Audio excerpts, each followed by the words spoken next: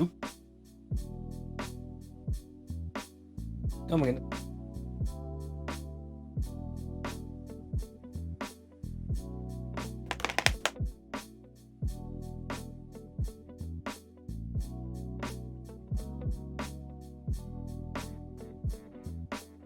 Jesus.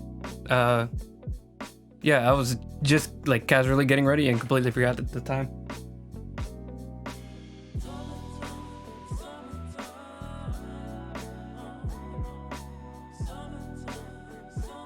Just a second, let me finish my setting up. Yeah, I knew it was like I had time to set up, but I think I was getting too into the video I was watching and I completely forgot that 6:30 had passed. Nothing too dramatic though, it's only 6:31, but still, it's whatever.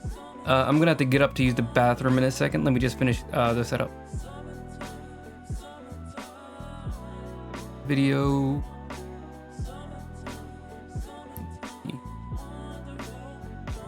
Exposure, let's turn it up one. Turn down the brightness. This song's a little distracting. It's nice though. It's a little. Sometimes the talking can get on my. Can distract me. Let me lift the camera. No.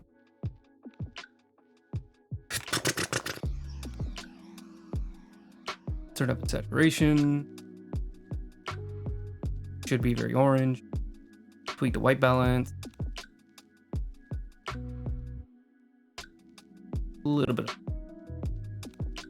Okay. Now wait right here while I use the bathroom.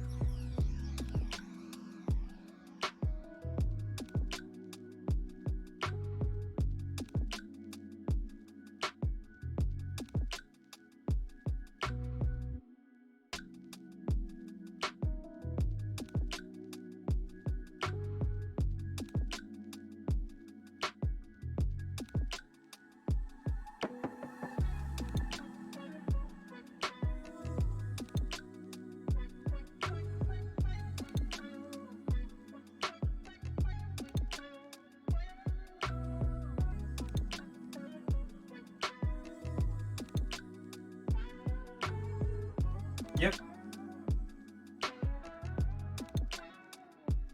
Ooh. All right.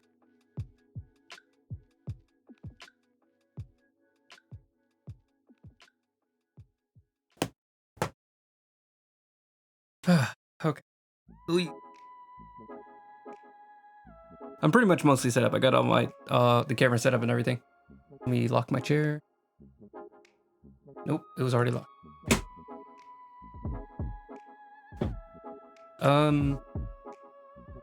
Yeah. So I pretty much am going to be hopefully maybe finishing my stream of this piece today. Might be one more day, but let me just go show off what I've been working on from. It's been like 2 weeks, 3 weeks. Show it off. Check it.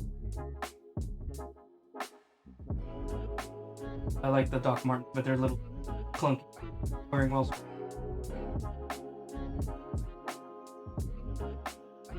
But yeah, this is a piece I just posted to my Instagram. It is oh geez.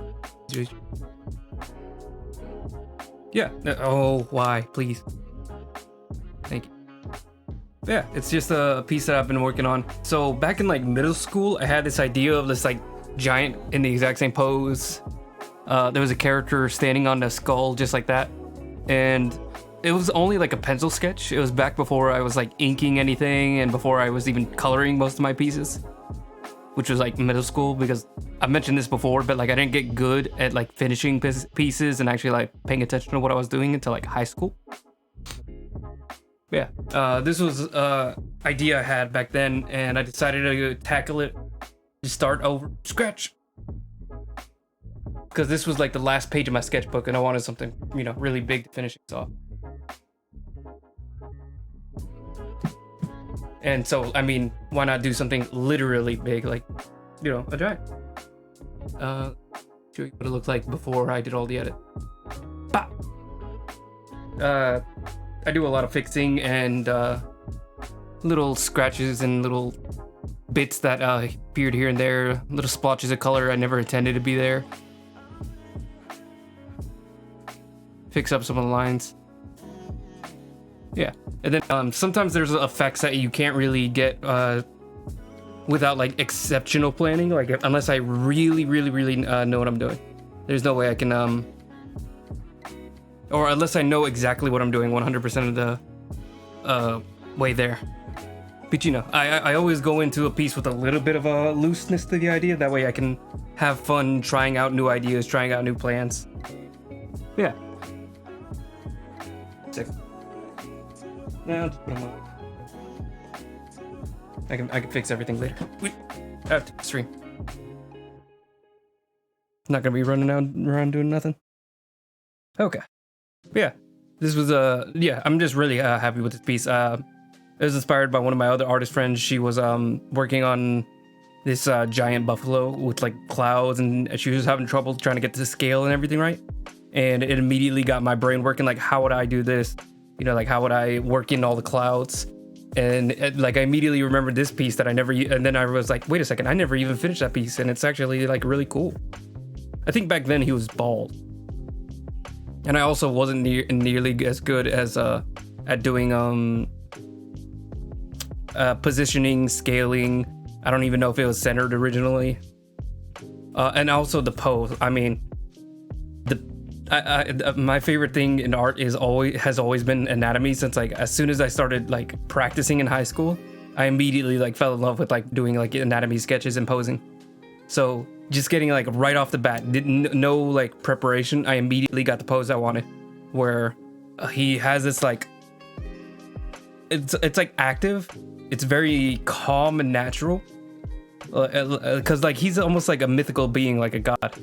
And so like getting that like pose where it's like he's just, you know, like he got dropped into this like landscape, and he just like looks to his left to this person like wielding a weapon ready to fight him, and he's just like I can't think of the words to like describe it, but it's like that feeling of when a god sees like a tiny human like, and they dare have like the gall to fight him, and he's just like completely shocked, he's completely off foot, and he's just, but he's also like not scared or intimidated, he's just slightly surprised, like, wow, like this is weird.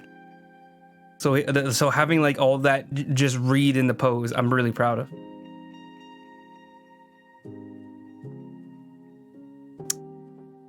But yeah, and then another one of the ideas that I had, this was also in the original sketch, was that the skull that he was standing on was engraved with all these carvings. I think originally it was just supposed to be like, oh, it's a giant skull, so it was like a landmark, so people just carved it, and you know, almost like graffiti. But then I thought about it for a little while longer, and I came up with the idea that since these are like literally mythical beings, magical in a sense, it would be interesting if these like giants while they were, you know, existing and, you know, part of this event and that event, their stories were literally carved into their bones as they existed. Like, this isn't something done after they died. This is something that happens while they're walking around. So underneath this giant's bone, flesh, or whatever he's made of, would be these exact same bones with an entirely different story. So I think the story is kind of open to interpretation, but basically what's going on is that he's being dropped into this landscape. He just woke up from a slumber after like, I don't know how many centuries, and then he found that his brother has already been dead for like a millennia. He woke up earlier, and I guess somebody killed him. And now he's probably going to be very upset. He's not upset at the moment. He's just confused. He hasn't even like rubbed his eyes, and he's already seeing somebody with a sword. His brother is dead. Like, a lot's going on in this guy, in this guy's head.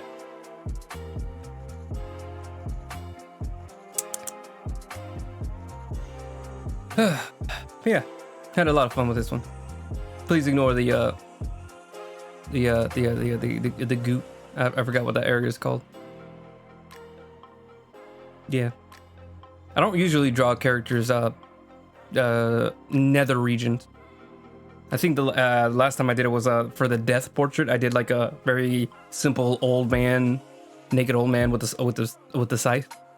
And that one I also like. I like that, like like that almost like classical feel to drawings. Even though like I don't think my style carries that over super well. I still like going for that feel, that like old feel.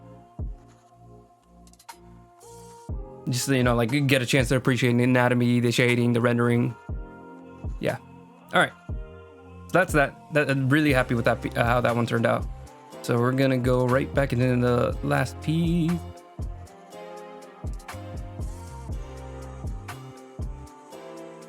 As soon as it loads, because they're both kind of fat files. All right, let's close the other one. The other one's actually huge because that one's like a 600 resolution image because I got a really nice scanner. But yeah, all right, back to Spirit. So in this stream, I went back and did all the notes that I wanted for everything, but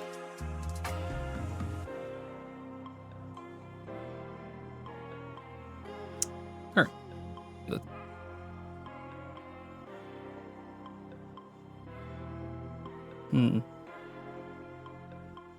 See, I don't know how people do painted look.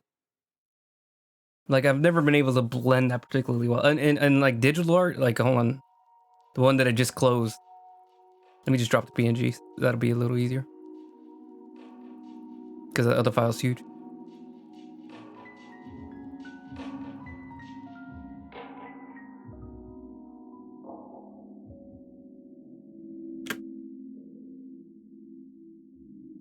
Okay, so even on this one, wait to that.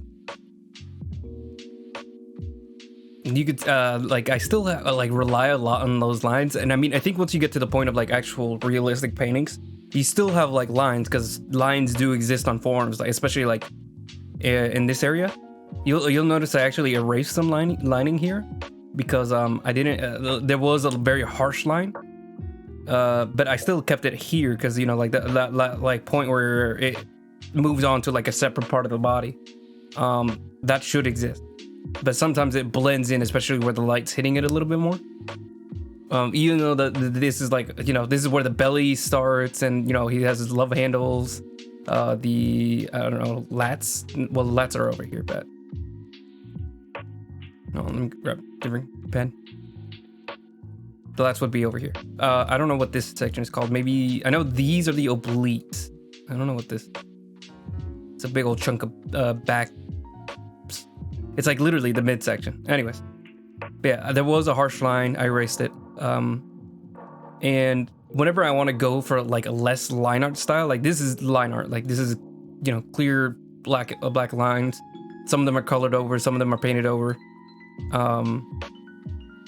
But here I leave it like a little bit more open to interpretation. What did I do? I just did it all on the layer. So trying to get like that lineless look, without line look. I don't know how to do that digitally just yet. Besides starting from scratch without lines. Like that's the only way I know how to do it. Yeah.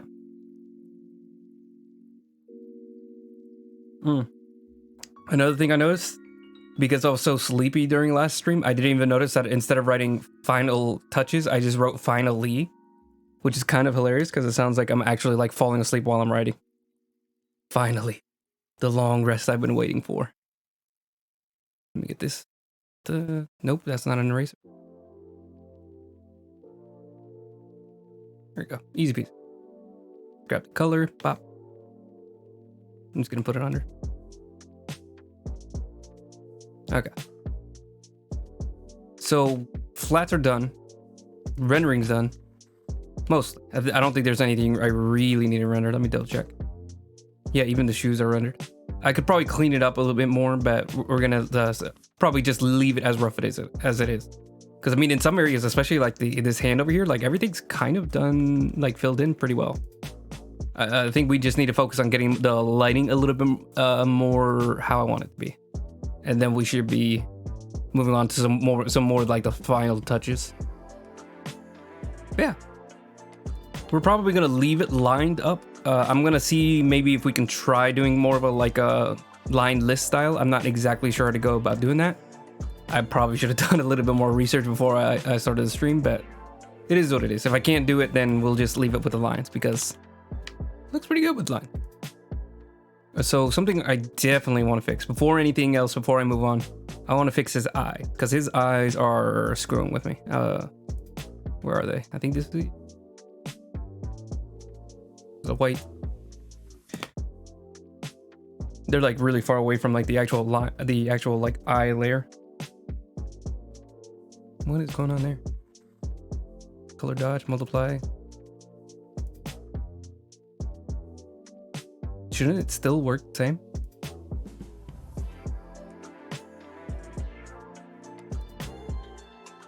Whatever.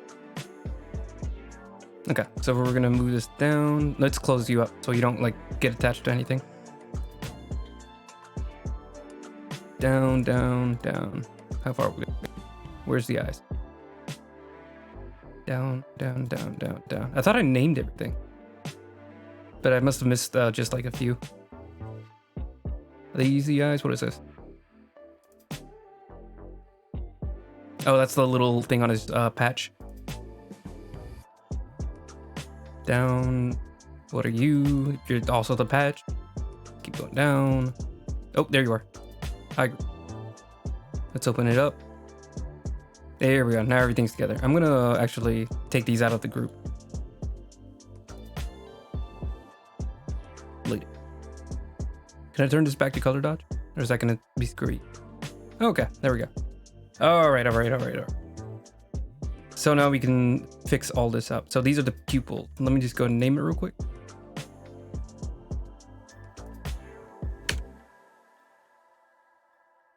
I'm gonna turn you off. So yeah, he's looking like far to his right, like past his hand. I don't know, should he be staring like directly at the camera? I think it makes sense because he's kind of like, I don't want to say it, but he's basically doing a selfie. Also, what color are they? I think it's the like shadow color that I use.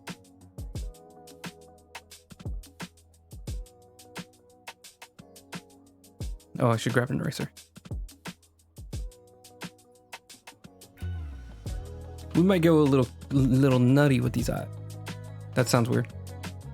Okay, hold on.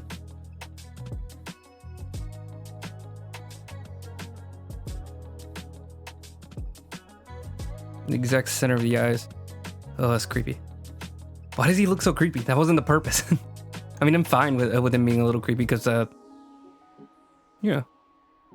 There's that little, I guess it would be like a graph where it's like, on the bottom is creepy and on the top is attractive, and you can be anywhere on the scale.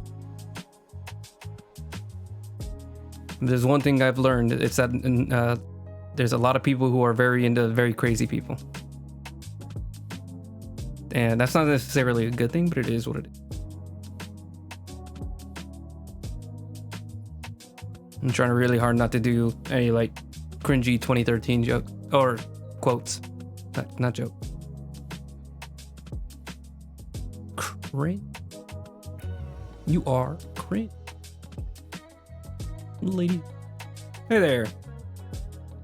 Nice to see you. Just trying to get this finished up. Is my earring glowing? Oh, that is very bright. Yeah, it's a earring. Then I realized it was catching the light that strong. Yeah, it's just bobbing around. Thank you. I actually just got it like yesterday. I got like the second one over here. It's like a little triangle. I just found like a website that had like some decent ones, and I want to try getting some bigger ones. But they're a little bit longer than I like, but not. It's alright. No, they're something called Maya Jewelry, Maya. But yeah, I did also look on Etsy. Etsy's a little funny though, because sometimes you get like local people who like hand make their stuff, and it's awesome. And then you also find people that are just like reselling Alibaba stuff. Which, don't get me wrong, like I'm okay with cheap stuff. So long as it's not like, you know, dangerous and, you know, turning your skin green. Oh god. Yeah, it's alright. I mean, like, you know, I try not to treat people too harshly if they're doing what they got to do to make money. So it's just, you know, whenever it like gets people hurt, that's when it's, yeah, that's when you can't really support it that much.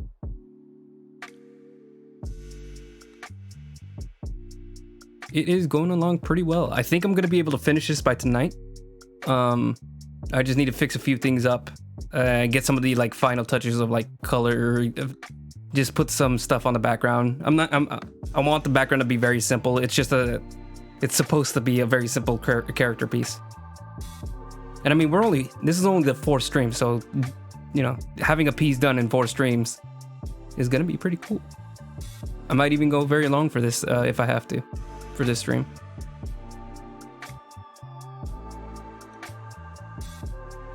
Why is it doing that? Oh, it's color dodge, that's why. Overlay? Nope, not overlay. Screen. Hard light. Hard light's okay, but it's so dark. Oh, is it because it's under the rendering? Yes, I do. I do use Krita. Let's put this all the way up top because I think it's getting covered by the shadow layers. And highlights are always part of the up top. There we go. Nice and shiny. Nope, no. Stay up there. I just want to redo it. I wonder if I can do like those little ring lights. Is that crazy looking? He looks like a cyborg. How do all those anime artists make them look right? He looks so insane. I don't know why he looks like a psychopath. It's probably because the pupils are so dilated. Let me keep working on the pupils first. Yes, that was my point earlier. I was just saying, like, he looks crazy, but that's not necessarily a bad thing, because as far as I'm aware, a lot of people seem to be into the crazy people. Yeah, this should be faster. What can I do to make the pupils a little more interesting? I usually keep my eyes very simple, but this is like an opportunity where I can go real crazy with it, because like we're right up in it. You'll see a lot of it. He still looks terrifying. What is happening? Why does my art style always look terrifying? I don't know. I always get so jealous of like artists who can do like cute things so naturally. Like, I have friends who are artists and they draw like the cutest little notes and the this and that, and I'm just like, how is it natural to you? Because I have to try very hard to make things look cute, and they still look stiff and forced, and sometimes they still end up looking scary, like now. My goal was just to make a handsome lad, and now he's a scary handsome lad. I like that one better. Oh, hold on, let's do it like, make it a little round. Yeah, perspective is really tough. That's why I do it so much right now, is because like I know it's really hard to do, and I want to keep working at it until I get it right. Because I mean, right now, I'll go ahead and say, I probably shouldn't say this as far as like, you know, trying to look cool, but yeah, I think he looks a little young because of the perspective. Like his head looks enormous compared to the rest of his body. So that just has a hand in making him look like he's 17, which was not the goal. Let me see if I still got my sketch.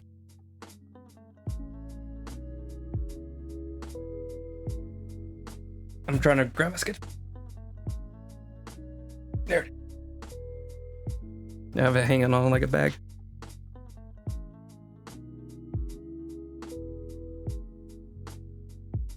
Yeah, I was going for more like 20s, like youthful, but not like high schooler. Hold on, you can't see anything. Okay, hold on. There we go. So you can see like the head scale is at least like semi-appropriate. I probably would have even made it like a little smaller from here on this like little full body sketch that I did to get the outfit worked out.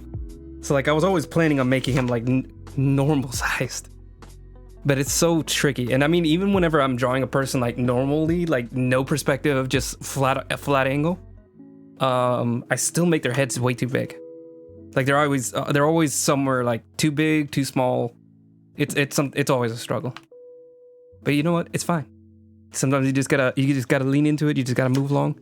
Him going for like somebody in their 20s and then landing at like 16, 18. That's not the worst mistake, you know. If I was drawing like a 40-year-old man, like a chain smoking detective, and then he ended up looking 16, then it'd be a problem. That'd be really funny.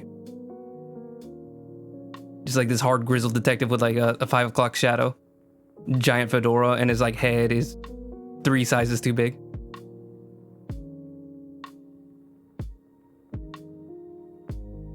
Big old bobble-headed detective. There we go.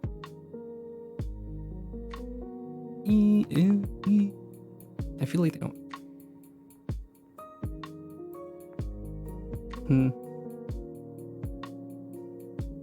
Is there a big headed guy in Call of Cthulhu?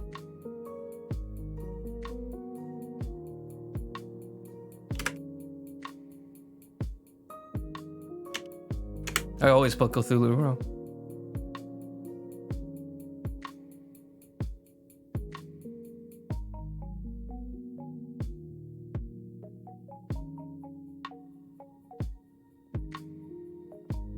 Oh, yeah. I see what you mean. The chain smoking detective. That's exactly, yeah. If I drew that guy, but he looked like he was 16 instead of 30 or 40 or whatever he's supposed to be, then I'd be upset. But we're at least close, you know, like we're close to where I want to be. And I could spend like a lot more time trying to figure it out, or I can move on because, like I said, this is just supposed to be a quick piece to practice some more. Like, I watch Ethan Becker on YouTube. I don't know if he still makes any YouTube videos. I did think he said he was gonna like stop, but he talks about how you have to learn to like really learn and move on from a piece. And I mean, that's always a thing. People have a hard time like knowing when to say you're done. But he talks about how like specifically almost intentionally making as many mistakes as you can. That way you can learn from it as fast as you can, which I think is a little, you know, extreme, but I think there is something to that. Like not necessarily like trying to make as many mistakes as you can, but at least having the sense like you got to move on from a piece so you can learn and, you know, like get better. And trying to find that balance of like, how long is too long am I spending on this piece? Like for me, 7 to 8 weeks, that's good. Or 7 to 8 sessions. That's about as long as I want to take. Maybe I'll do like another couple sessions if I really need to work it out. Like if I really feel like I'm onto something. But just for like every other piece, like that's definitely too much. I mean, yeah, art blocks completely legit. I mean, I have that like all the time. Like I haven't the piece that I've just posted on my Instagram. Like I finally made a drawing that wasn't D&D after like, I don't know, 4, 6, 7 weeks. I mean, like the last drawing I did before that was like an actual drawing that wasn't D&D related, because that's almost like an entirely different thing in my head. It was like before December, because like that entire month of December, I had like no ideas, no drawings, nothing. And that really sucks whenever you're trying to make like an Instagram post about stuff. So that's why like 4 times in a row, like all my drawings were D&D, because like I had nothing else. My brain was just focused on one idea. So like especially like fighting against that. It's not the same as art block, because you know at least something was cooking there, but like trying to like distract myself from something, or like trying to come up with an original idea that isn't something that you're already having cooking in your head. So what I do is I usually just draw something a little generic, you know, maybe not the most interesting concept that I've ever done, and then try to work that out the best I can. So like here is a good example where it's like, it's not exactly an original idea, it's just a handsome guy doing a weird pose. But like, so my goal is to just make that as interesting as I can. Like I gave him a jacket that I remember from years ago because I like the jacket. There's no other reason. Like I gave him this hair because I think the hair's fun. There's no like super original concept. I think it's especially like not stressing too much about the idea is what I'm talking about. So like sometimes I'll have an idea for that will get rid of the art block, but I'll have issues with like, you know, this isn't very good, you know, like I needed something that's really gonna wow me.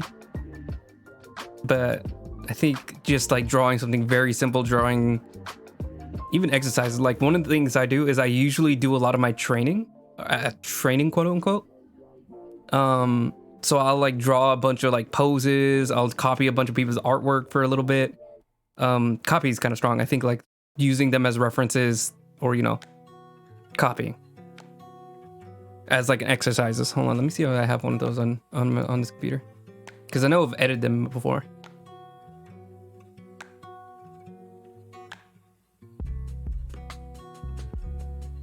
Probably in 2021.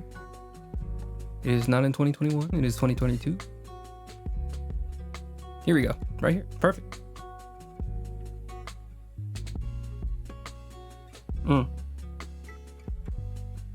So here I was having like a lot of trouble figuring out what I wanted to draw. So I was just like, all right, let's just practice some poses. So I just took a bunch of them from my Instagram or like DeviantArt or wherever I'm grabbing images. I try to make sure I keep the name of the artist whenever I take a reference.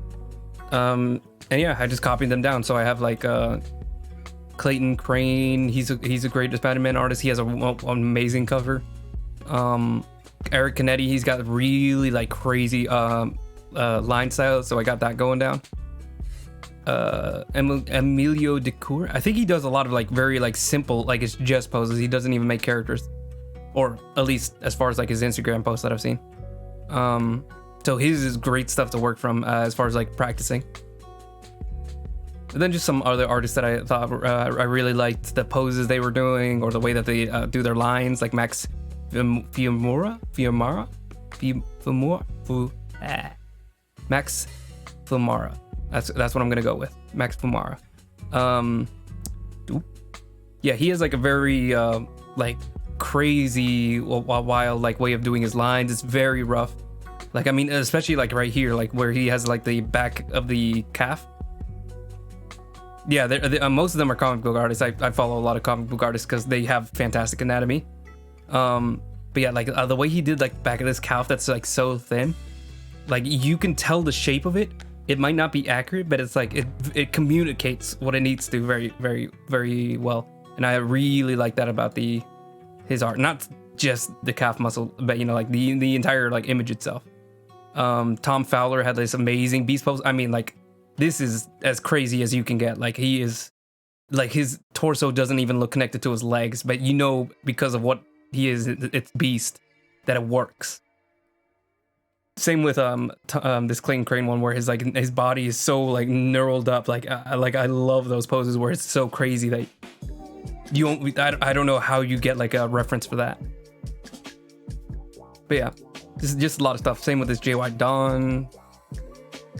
Same with this Tom Riley. Like Spider-Man is. That's why people say like Spider-Man is one of the best people to take anatomy references from. Best in quotes or not. It's a place where you'll find like some of the best like artists for anatomy, is because you have to know so much anatomy to get those really crazy proportions and things going on. Those are really like a flexible acrobatic question. Oh, this is lame, but Batman's my favorite hero. Like I don't know what it is, but I'm very simple. Batman. It's I'm somebody that gets really attached to like edgy stuff. Like edgy. Yeah, like I mean, like it's like he's like the whiny, like I have a story that you wouldn't even begin to understand attitude about him that I think, especially when I was young, like really like attracted to me. And then like as I got older, like a lot of the best writers get a Batman book, and they usually prove themselves on that Batman book. It's the same with Spider-Man on Marvel. So like a lot of the best writers eventually get the Spider-Man book, and that's when they try to prove themselves. Or the X-Men book. For that, it's Batman and maybe Swamp Thing, but that's different. Yeah, these are usually what I do whenever I'm like completely out of ideas. I try to get like figures together, because like I have like a folder of like maybe 200 pictures, just like of pictures that I want to like try recreating to see if I can learn from. That was really creepy to snap right back into this drawing.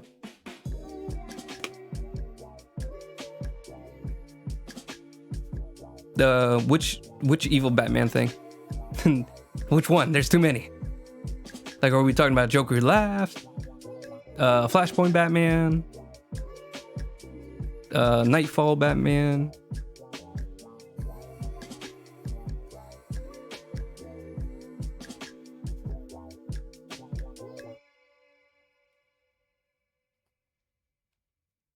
I do like Flashpoint.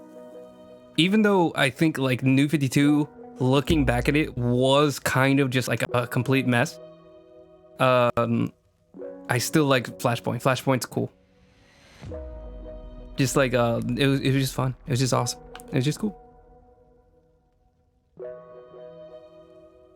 Silver Surfer knockoff one.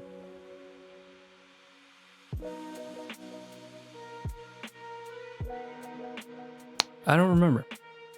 Silver Surfer knockoff one.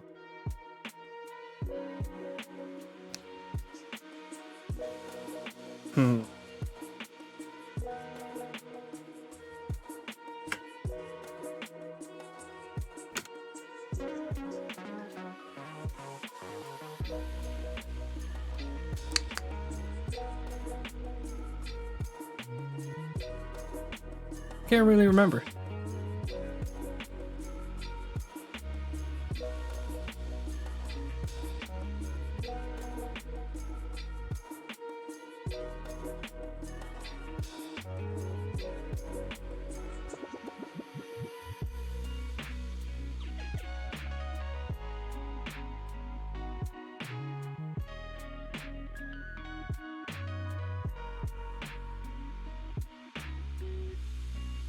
Oh, Night Glider. I see what it is. It's DC Metal. Oops, that's My Little Pony character. Batman. Night Glider Batman. He's cool looking though. Yeah, that was the Batman. What was that? Death Metal. That one I did not queue into because I like the DC Metal, but I didn't like it that much.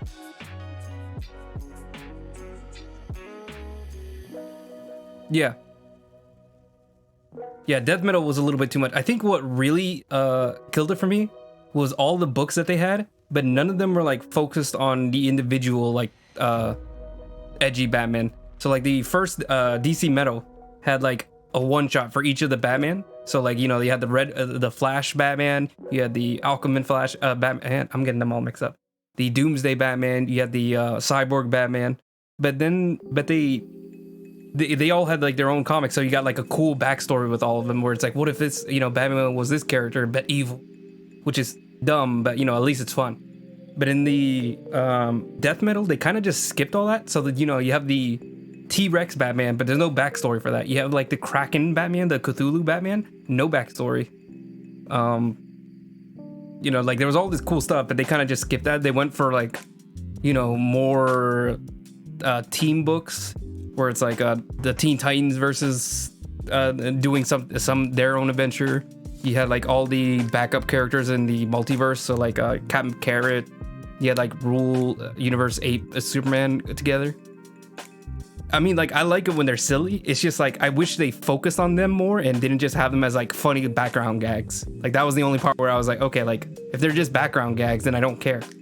But like if you give them a one shot so they can be cool and interesting and at least have their own little world, then yeah, then I get invested. That was at least that's for me. I never read the original DC Metal. I just like watched the like breakdown of it just to keep up with what's going on. Event books always have a harder time. I always have a hard time with those because like I'm basically just interested in Batman. Not any crossovers, not any team books, just Batman. Like, just give me one good, Gotham story.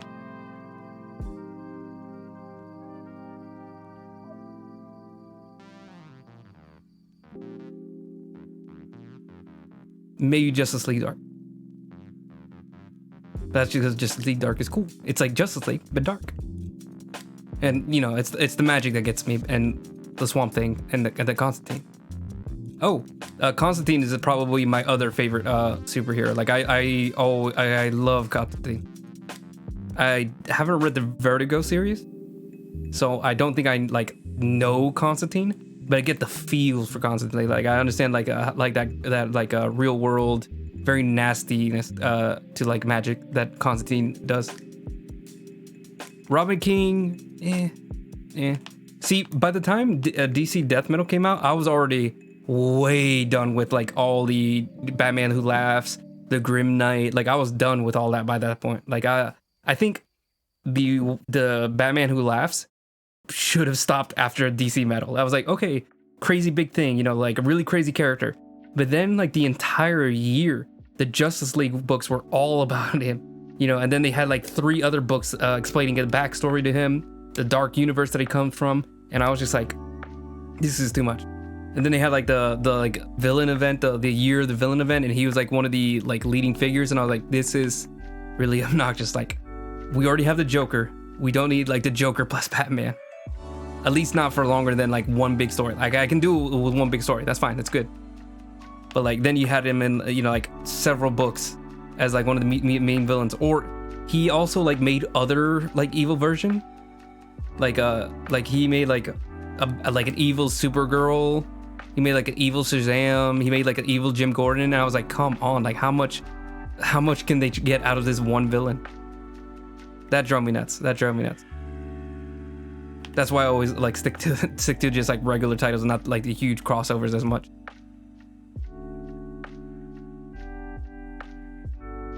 Yeah, and I think generally like the stories that get like way too dark and crazy, it can usually push me away. Like I don't know what it was. It was I think it was Grim Phantom, where it was like Batman's been locked up and then he starts using guns, and I'm like, all right, I'm good. Like this is already like starting off way too crazy for me. And then like it was just, but I still have fun with Batman. I just had to like dial down and really pick and choose the books that I was reading for a little while. The Grim Knight, yeah. How are we looking? Pretty good. Ooh, that's not what I want. What is going on? Oh, I'm on the wrong layer. Where'd he go? There we go.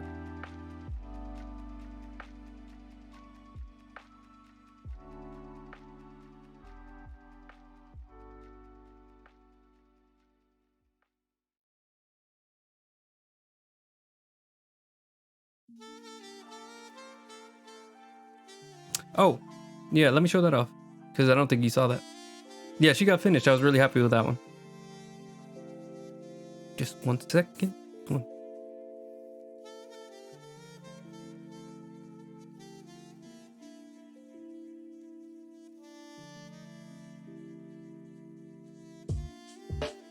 I think it's opening. It's just taking a long time.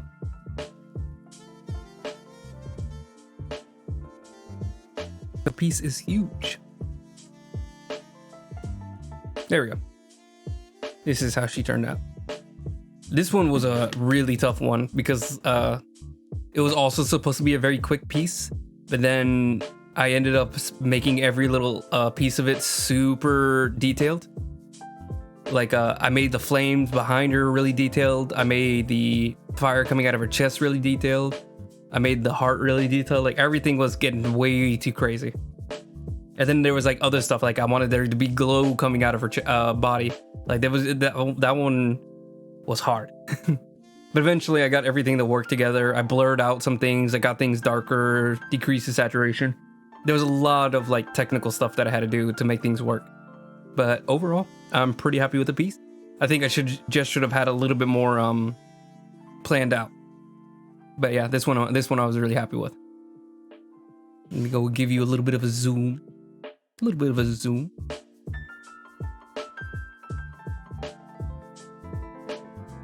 Yeah, I really liked all the fire and everything, doing the floorboard. Everything was fun. Lots.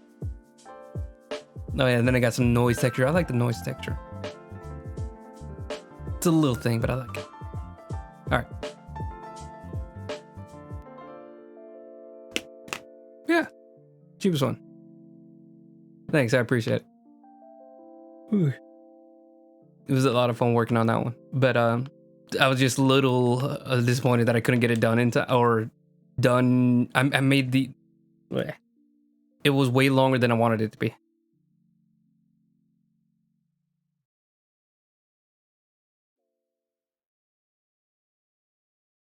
But sometimes you just gotta you just got it. Got it. This goes over the eyes. It's alright. Like I'm not like super disappointed. It still turned out really good. Like the reason I went so long was because I knew I needed to spend more time with it to get it looking really good, or like really how I wanted it to look.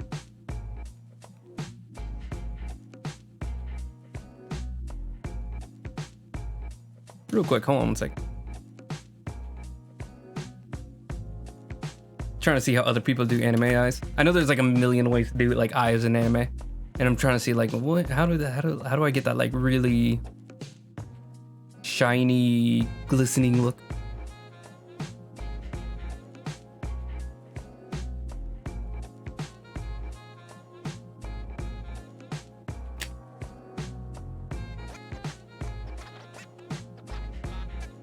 I'm just looking up like a few ways they do the highlights and everything. Oh my god. Why does this guy have such great eyes? Yeah, eyes are one of the most fun things to play with. Okay, I think I should spend more time making them a little bit more color. I think that's what I've learned. We're gonna go a little kooky with it. We're gonna get a little wild, a little crazy, just a little crazy. I'm gonna keep that as the iris base. This is gonna be like the crazy layer, the crazy eye layer, where I'm just gonna go and have some fun. Okay. Oop. We go oop. No, let's turn that back. 83%. I like this like brownish color. What works well with this orange color? Let's go with like a tannish yellow. No, something more saturated. Let's go like it's still not saturated. Need something that like pops. Oh, it's too yellow. Need something a little bit softer. Oh, that one. I think that's the one.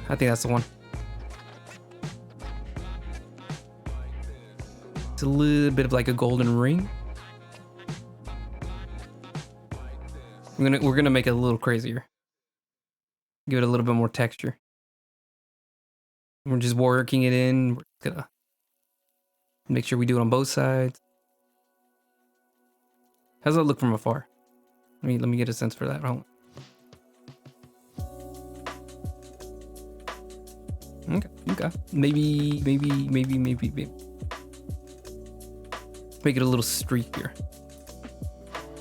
First of all, let me clean it up under here. Maybe it goes in and out a little bit. Make the brush a little smaller. There we go. Yeah, I'm liking it so far. You just got to get the right color. I think I might do one other color in here. Maybe something like really off colored, like a greenish, maybe. We'll see. Actually, green would work really well because like green is going to be part of like the rest of the thing. Hold on. Because I do want like this smoky look. So I think getting this green in there might actually work really well.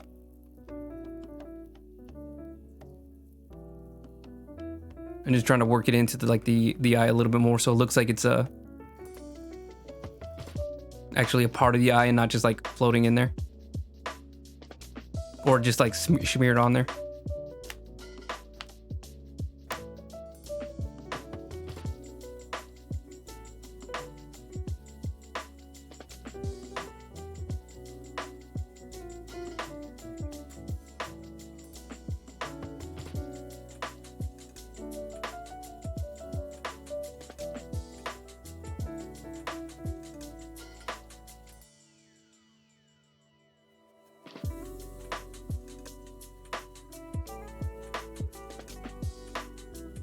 See, the trick to this is I have no idea what I'm doing. But no one knows that. Because I'm definitely very secretive. Let's dial that back, actually. I don't like that. Like right there. And then maybe just like blend it in a little bit more. There we go. A little bit more subtle. He looks crazy. Yeah, I'm a professional secret holder. My secret is that I'm terrible at art and nobody knows but me. That really is like 90% of this. This is like, just let's see how long we can go until somebody realizes like, wait a second, this guy doesn't know anything about art. He's a fraud. Let's get him. Just waiting for that one day I get a call from like, I don't know, some big artist like Sakimi-chan on DeviantArt or like Ross Draws, and they're like, wait a second, you don't know what you're doing. And I'm like, huh? Billy Loomis way. Exactly. I don't remember who Billy Loomis is, but exactly.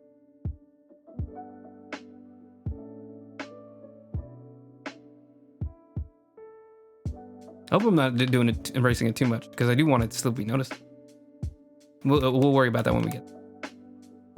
Hold on, what does color dodge do?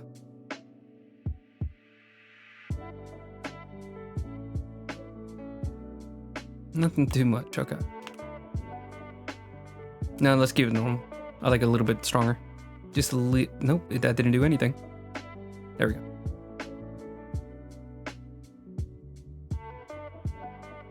Hot ghost face guy in the original.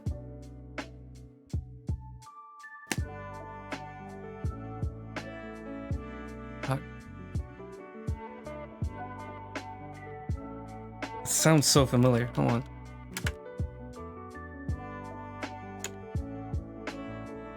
Oh, yeah. Yeah. Yeah, yep. Yep.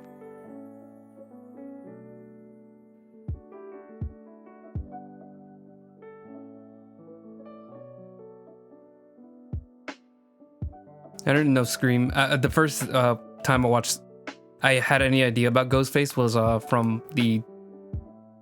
Was it Scary Movie? Yeah, from Scary Movie. That was the first time I found out about Ghostface, because I was like 8, and then like years later, I got into like being into horror movies, like, you know, like where you actually like start watching like a bunch of the originals, and that's when I finally watched Scream and, you know, got into that.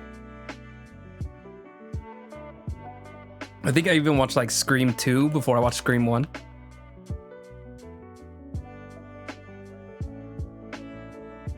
And I think they're also like making a Scream 6 right now, which is kind of just like, hey, I like Ghostface, but like it wasn't like it was like an amazing thing after Scream 1.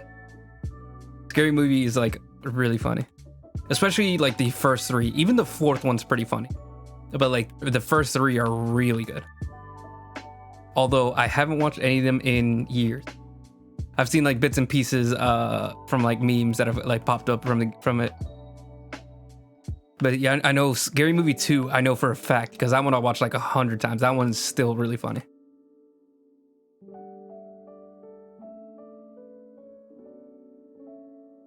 Although I think there was like a pop-up in it that like used to scare me a lot as a kid. Because again, like I watched the scary movies when I was like 12.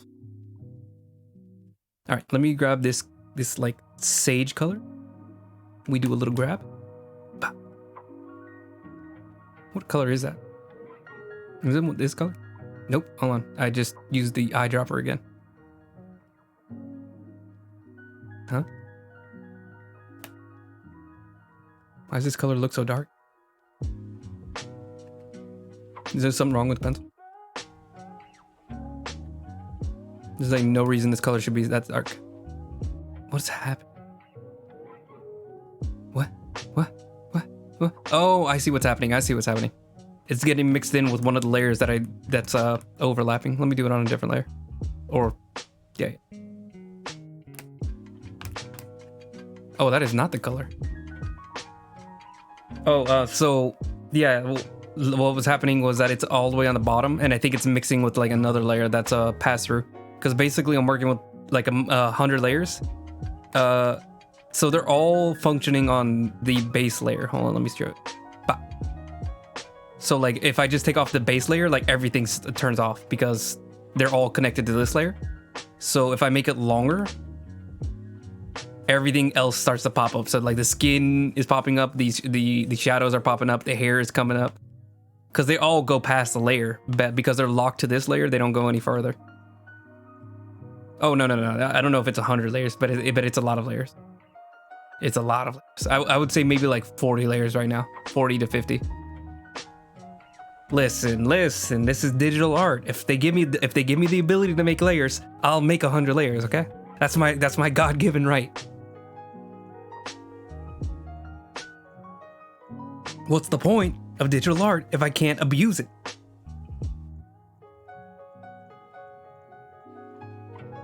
Listen, you gotta get those numbers up. If it's digital art, you gotta use them. They are really useful for like stuff like what I just showed you, like the pass-through ability. I know that Photoshop has this. Obviously, Krita has it. You said you use that. So like it makes it so you can just quickly flat out things and you don't have to worry about going over the lines. So like hold on. There we go. That's the perfect way. See, so like all I did was like splot on this color. But because I spent the time to make sure that the original was all good, then everything like stays within the shape. You still have to make sure that you don't go over the other layers that are like on top of it or below it. But if you do it in like a system where it's like, okay, so the skin goes over, the pants go over the skin because you know that you see the knees. So this is the shorts have to go on top of that. Then the shirt has to go on top of the shorts because they overlap there. Then the jacket has to go over the shirt, and then then you just like slowly piece things together that way, and that's really it's a very quick way to get flats done. And then once you get those done, they each have their own little base layer. So like once I have all the skin colored out, I know I can color just the skin by making a little like another group into it, and then that one's locked to it. So like otherwise, let's see. Does this go past the layer? Oh, one second. I'm trying to find out if this even goes anywhere. Or if it's all...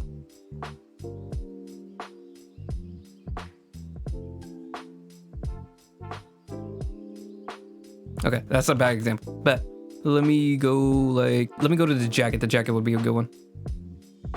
So once I have the clean jacket done, it kind of looks cool navy, but I'm gonna keep the cream. I know I can add the color to it over it without worrying about overlap, because otherwise it looks like this. Wow, that one everywhere. I was really crazy with that one. But you can see like I literally like painted over everything just to like slap on the color super quick. So pass-through layers are really nice. Only con against it is that it does make it eventually once you get to like the 100 layers, that's whenever the file starts to get a little too big and your computer might have an issue with it. My computer's pretty decent, but like you know, like it takes a little while for it to load everything. You've noticed. Whenever I like pulled up the heartbreak image, it took like, I don't know, 2-3 minutes, because that one also has like 100 layers. That one legit has 100 layers, because I had to do sometimes I'll just like duplicate it, because like I want to keep the originals of everything. And even though I might never touch the file again, I still want to keep like the originals. So like I'll have like duplicates on top of duplicates on top of duplicates. They don't do anything besides just, you know, in case I want to go back and fix something. Which I probably won't, but you know. I wouldn't advise that as a good idea. That's just what I do. So anyways, I lost track really bad. Hold on. I need to remember what color this is. Let's see, what color is this? Oop. Is it? No, that's too dark. How about you? Nope, that's way too bright. Nope. Too colorful. What in the world? What is going on? Is it because it's like mixing? What about you? No. Stop it. Just be normal. Oh, I think it might be this one. No, I'm gonna scream. What? I got it. I found it. I don't know why I chose this color. This is a weird one. I think I was just like straight up just grabbing like random colors and just slapping them on there. And I mean, that's art, isn't it?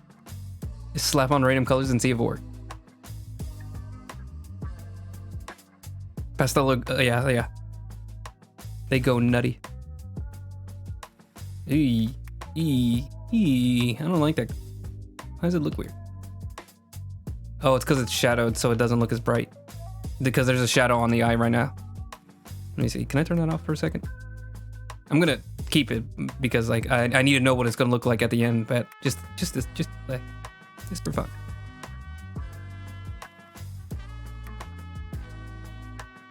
Yeah, that's still way too like dim for the eye, because like the eye I want to be like very like shiny, especially because like it's like mostly about the face. Oh, hold on. I forgot to turn back on the blush. It's going over his pants right now. Yeah, that's not good. Let me go fix that. Pop. There you go. Now it's locked back to the thumb. Anyway, let me turn back on the shadow for the eye. I need to stop playing around. But it's so fun to play with layers. Layers are so cool. Layers are so fun. The only issue is like I make so many layers that I forget to name anything, and then I forget what each layer does. So I have to turn it on and off and on and off to figure out what's going on. Let's use these colors because these are very nice colors. The shadow's screwing with it.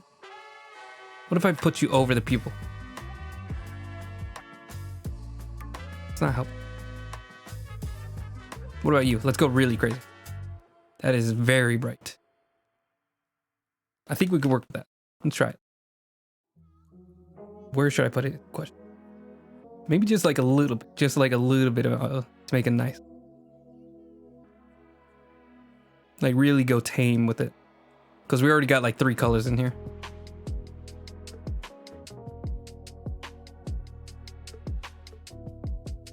Then maybe like a little dot, almost like a highlight. Like just right there. Let's do it the other way. Or like right here.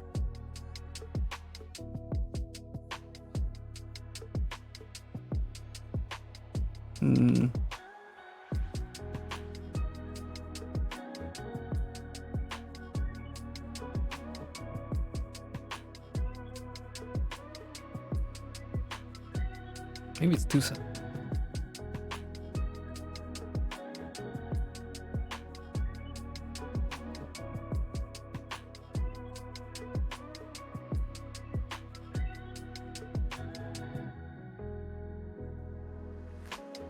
Yeah, I want to say sage green, turquoise green, jade green. Those colors are great. Yeah, mint. Mint is an awesome color. I wish I used it more.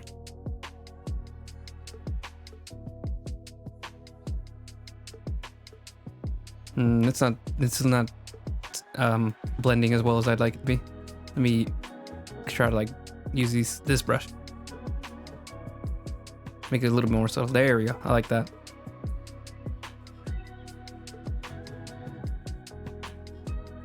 Very, very hard to notice, but that's fine. Should I do anything with the pupil? Because now the pupil's looking flat.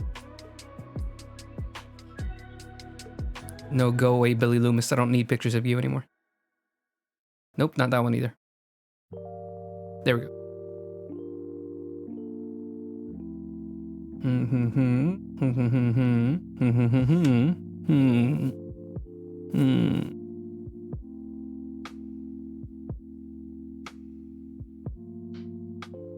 Oop, hold on. I mean, you usually get like the highlights, so like they'll still go over the pupil because the pupil's just a hole. So it's more of like the hold on, I'm full screen. It's more of the I'm trying to think of what it is.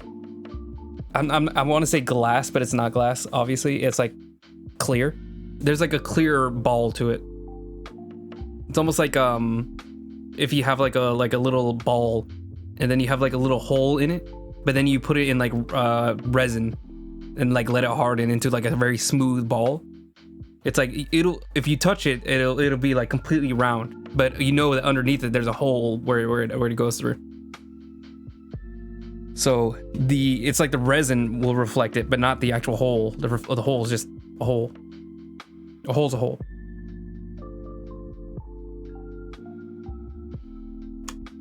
Let me take a look from afar. Should I give him like really dilated pupils? Why not? Let's do it. What's the worst that can happen, you know? Oop, let me not go too far because I want to keep the little rings around the eyes. And I think there's a word for that, the coronus or something like that.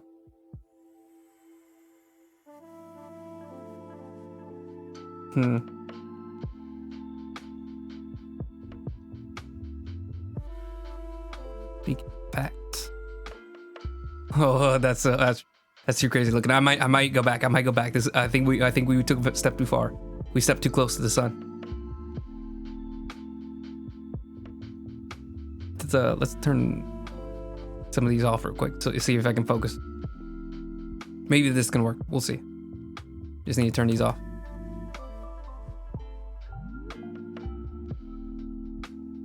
Burnt our wings Icarus style.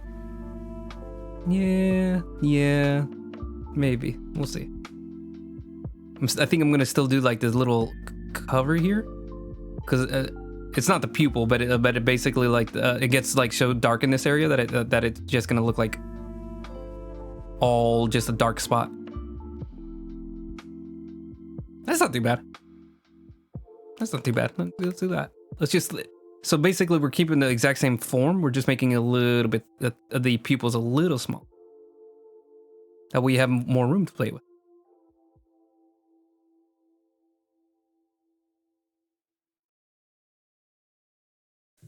This round.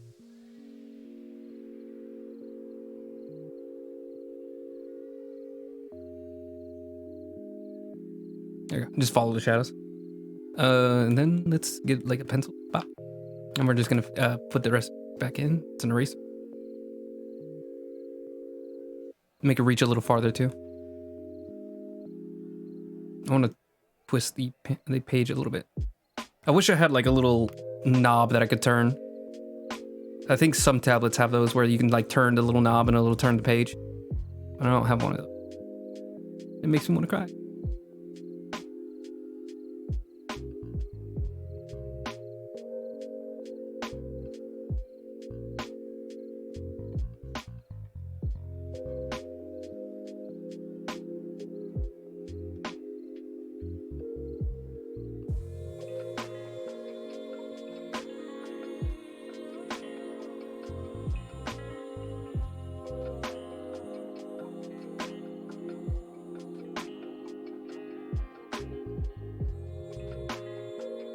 Oh yeah, we're gonna have to dial that back. Oh, this is a Huion.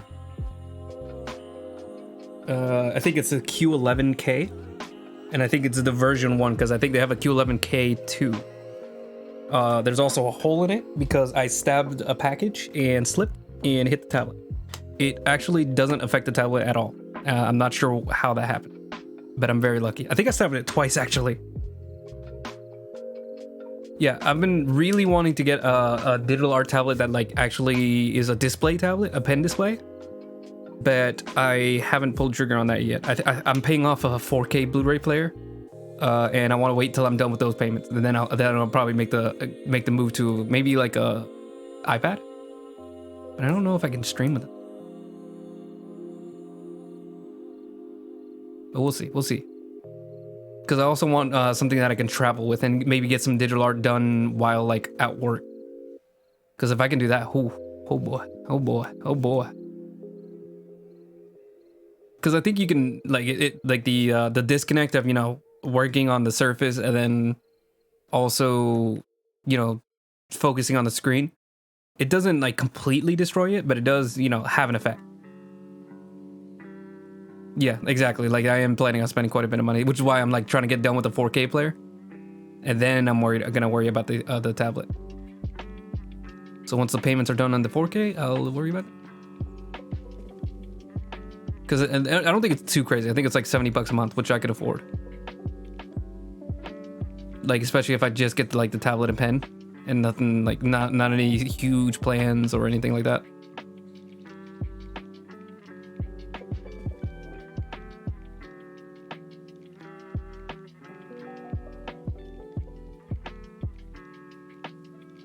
I might buy some of like the insurance for like an Apple tablet. Yeah, I'm really excited for that. I have heard that some people actually don't like the paper texture, so we'll see how I feel about it. Because I mean, it's like $10 to buy like a good little like paper feel kind of cover, so it shouldn't be like How's this look? I might be going too far with the area here. Let me erase some of this.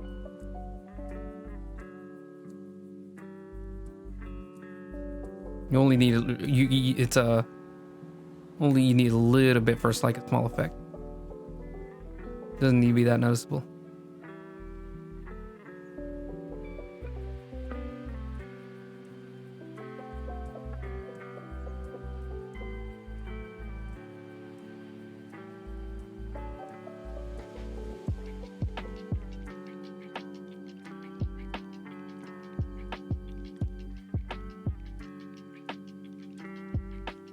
No, I don't like. Oh my goodness! I need the right. No.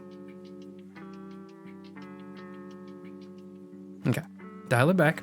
But let's just get it right this time. Or else.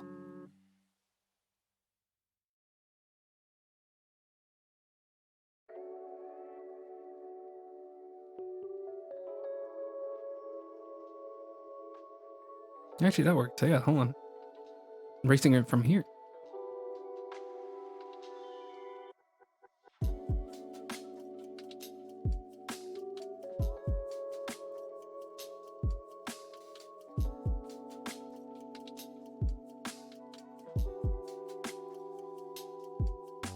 Plus, I just think having a tablet would be cool. Maybe I'll get some reading done.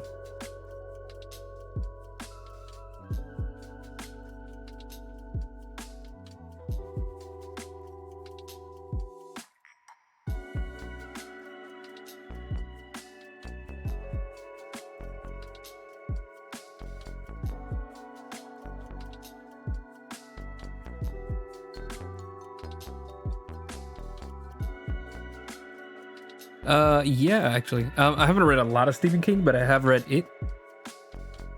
I think I've read like half of Shawshank back in like high school.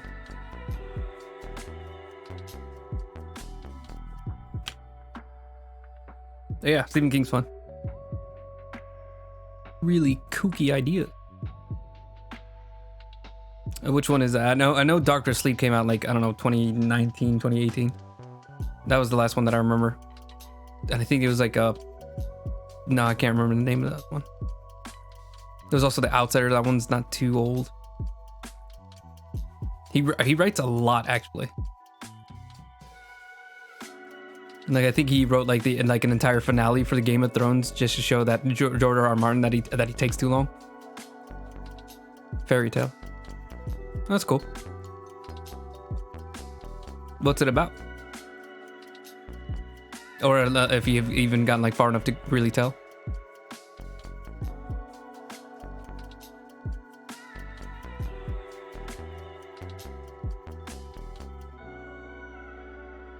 Oh, it's awesome. He seems like a cool person. Stephen King. I've heard that he doesn't even remember that some of the things he wrote about because he had like a huge like high period where he was just doing a lot of drugs. Like I think he wrote while like on a binge. So like a lot of sections he just doesn't even remember. Which is fine by me. It makes good writing.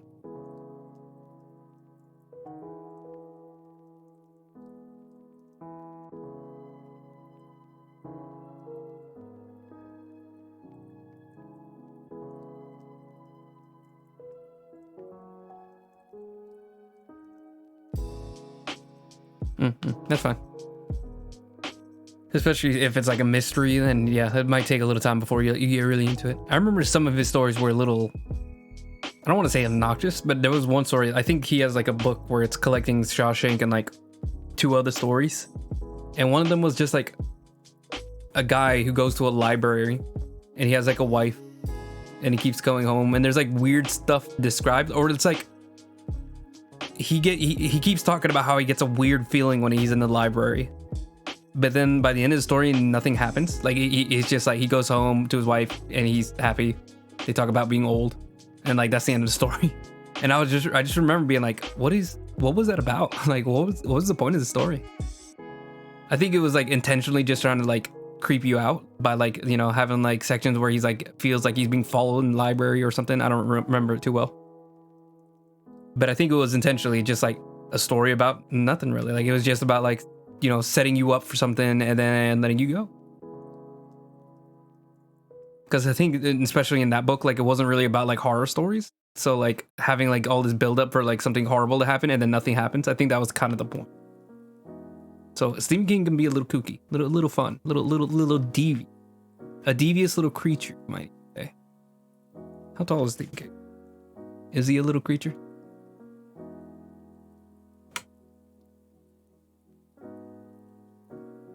He's 6'4". He is not a little creature. He is the opposite of a little creature. He's a big creature.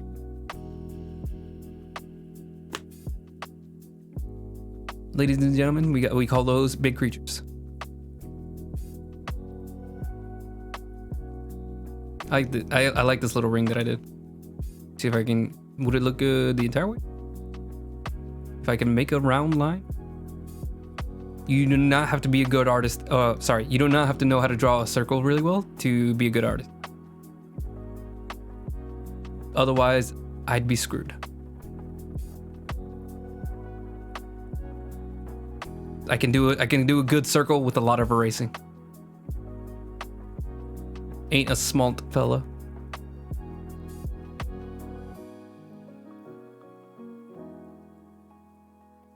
I'm like 5'3", so I would be very intimidated to stand next to him. I have friends that are like around that height. It's fun. Because like it doesn't make any sense to me. I'm just like, why are you so tall? Why'd you do that? Why did you choose this life of being tall? And then just making myself feel better, I'll be like, that's lame. Nobody likes tall people. And then cry.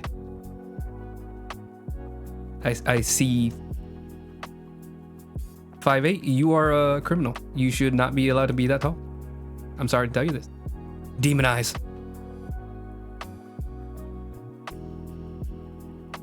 That's not even that tall in like normal spaces. Like most, I think like the average is like 5'8". Either like 5'8" or 5'7" is like the average for like US males, assuming you're in the US.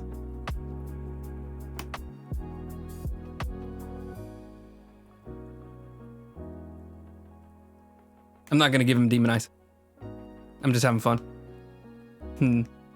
No one makes a 6-foot cut on Tinder. It's a myth. 6 feet people don't exist, except for Stephen King apparently.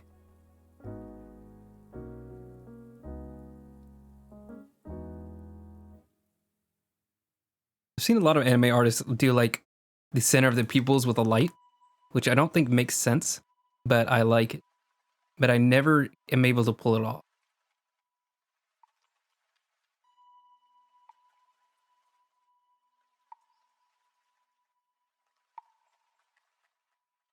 Tinder's also like insane.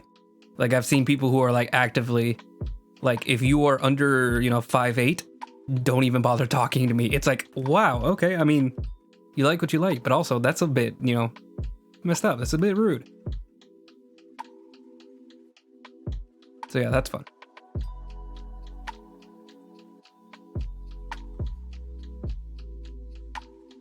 Let's see.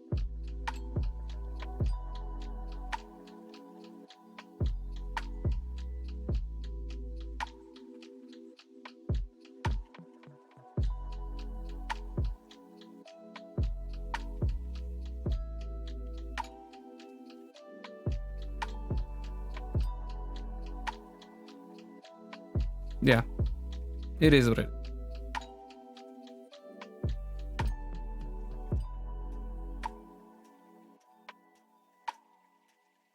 I have no problem with this 6 feet people though.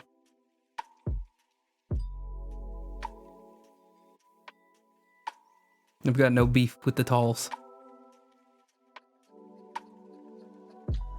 I have my best friend is a tall. Oh, that's looking really cool. Is that gonna look weird with the little highlights and everything? Oh, that's the green glow. Where's it?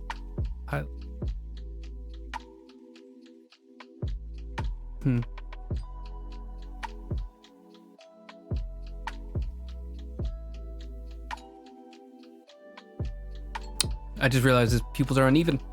No. Wait, are they uneven? Ah. Oh, that's not our race. Oh, I'm gonna scream.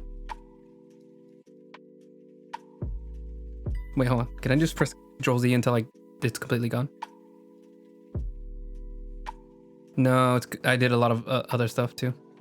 Okay. Go. Oh, I'm gonna scream. I'm gonna scream. What is happening?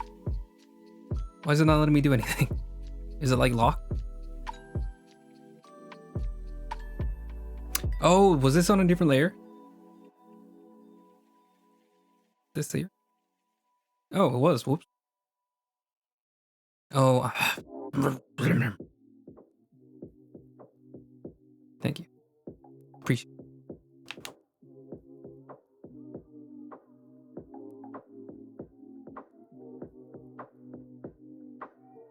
Hold on, let me think.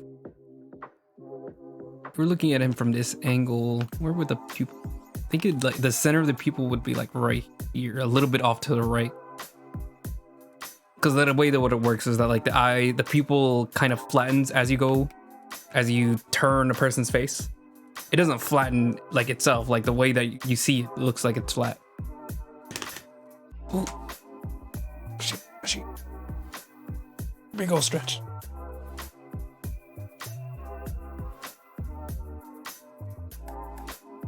Yeah, I'm probably gonna have to go for a long stream today, which is fine. And this one will be a little bit more centered because it's a little bit closer to the camera. Oh, thank you. Yeah, I just felt like getting some Junji Ito merch, and this kind of reminded me of like a metal band. So, I mean, it's a ballerina, so not necessarily a metal band, but like that kind of really rough, brutal look. Especially because like there's like a bloody girl on the back of it, so like it gets really crazy.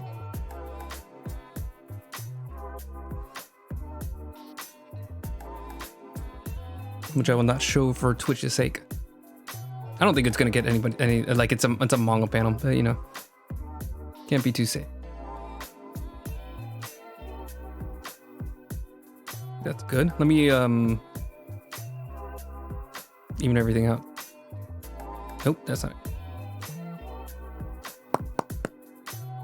Hold on. Let's do it like this. We're just gonna cut off his pupil. Simple as. Deselect. All right, let's zoom back out. Let's actually zoom just like a little bit out. Just like right here. And we're just gonna move it. Okay. I immediately zoomed in again, but that's fine. Let me do it this. Nope. I can't see anything when I'm doing that.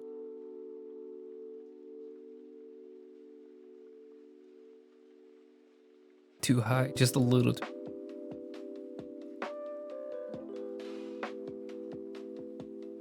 It's really creepy just staring right back into his face. But we're okay. We'll vibe. Me and this guy, we're vibing. I'm gonna merge this back in.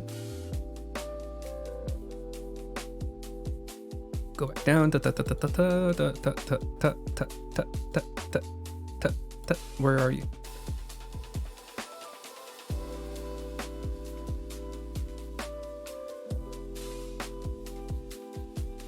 Staring into unblinking, unmoving eyes. Why'd you gotta make it weird? Why you gotta make it scary now?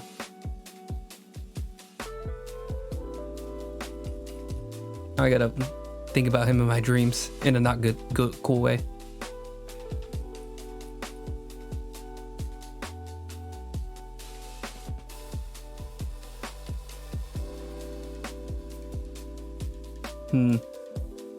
You're awakening him.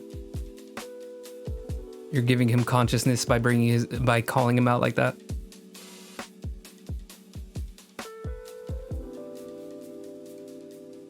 Let's just separate these two so I can get them balanced as well. Deselect. Shtick. Fun word.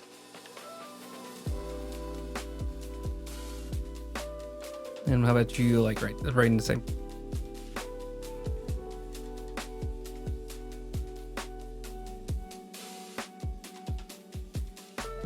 Or similar plates, I guess.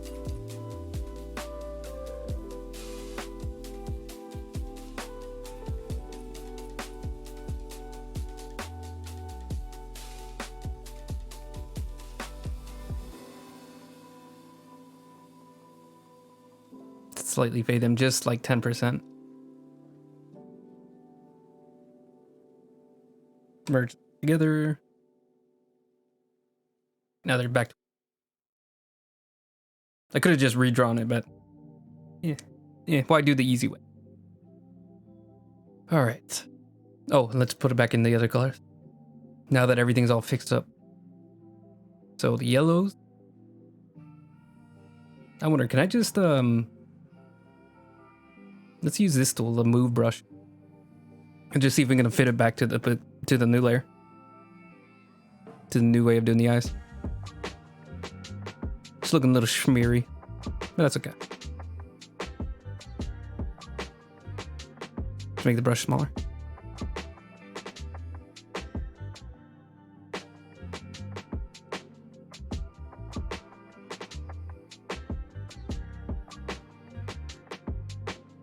Okay, maybe it's too schmeary.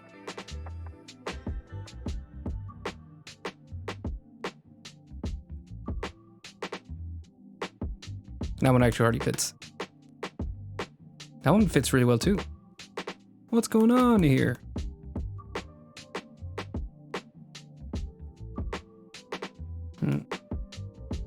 Let me undo some.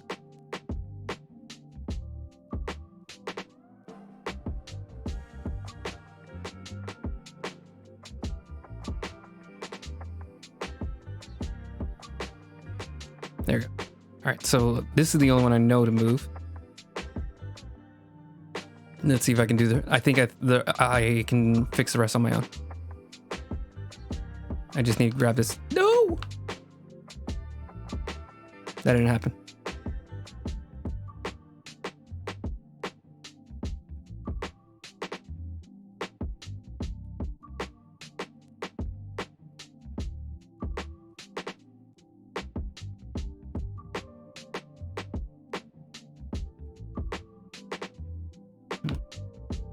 We're looking good, looking good, looking good. I think I just want to dial this back over here because it's really thick on this side.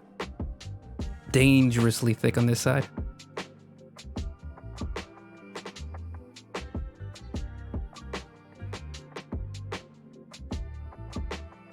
Give it a little bit of a chaos, just a little bit of chaos. We do a little bit of chaos here.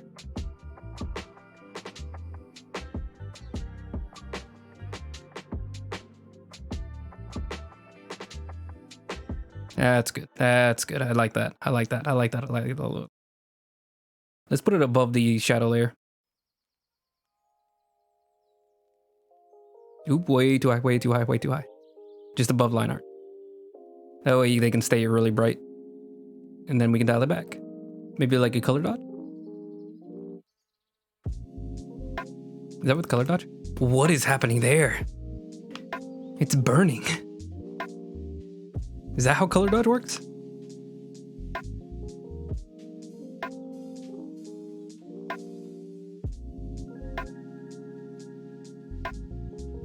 I don't know if I mind. Let me just like try to get it to focus though. Yeah, it's good. And you. Heck all the way. I think it's burning like the line art.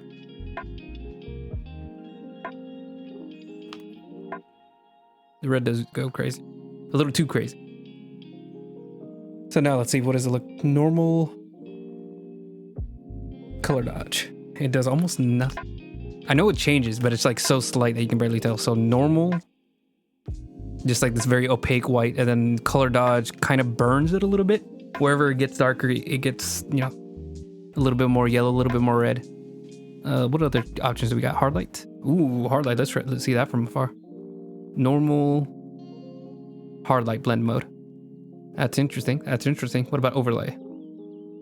Very soft. I like that, but you know, not what I'm looking for. We're looking for bright. Screen. Screen is nice. Let's see, normal versus screen. Screen takes out some of the color, so we're not going to do that. It does make it brighter though, so I do like that.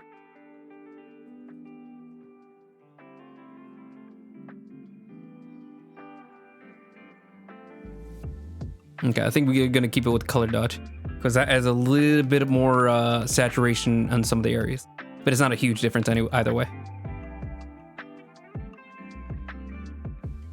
Okay, and then we can add the green. Where's the green? Where are you? There you are. Let's lift you up. I'll lift you up. We can. There we go. All right, and then I need to add the green. This is the green? Yeah, it's the same shade. Okay, so we're gonna add the green to the other eye.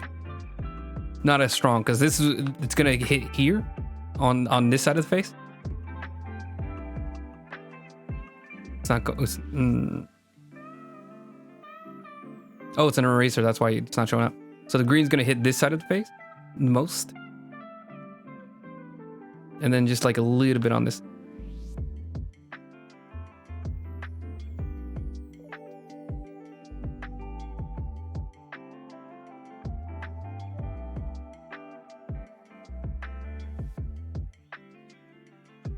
A little brighter from this side.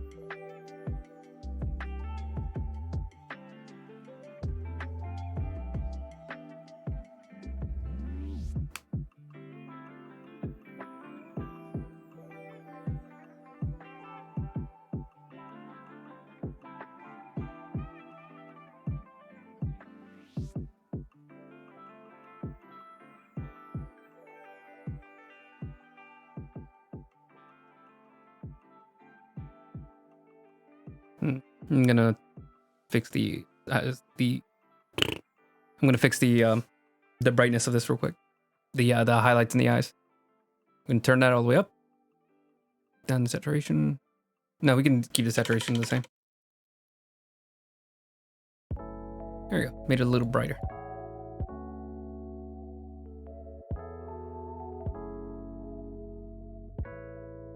Also, let me make these a little sharper. Because the lines are a little bold. Let's make this a little thinner.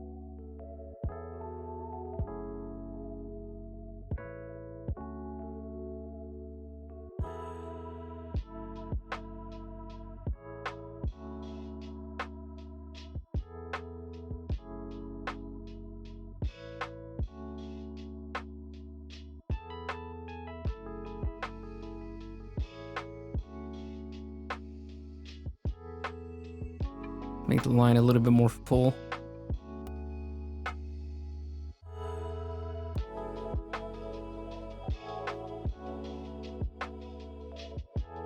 Okay. Don't really like the green on this here though. Just slowly tweaking it till I like it. Nope, that's not it either. There it is.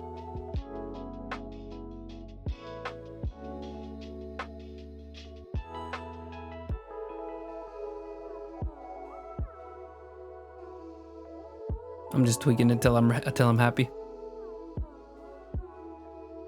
Thank you. I hope I'm doing something, and I like sharing my art. And being able to talk with a bunch of other artists. I think you're like the third or fourth or fifth artist I've talked to on here, which is awesome. Like I loved kind of like how we all are trying to figure out digital art. Like a lot of us don't really know what we're doing, but we're still like playing with a bunch of layers. It's like computer nerds figured out like a bunch of like different ways to make art work, and then we're the artists trying to figure out what the heck the computer nerds did. Ooh. That'd be awesome. I mean, I get the same way too. When I was talking to one of my friends about her like art piece, like immediately I started thinking like, what if I draw this? What if I draw this my way? What would that look? So go right ahead.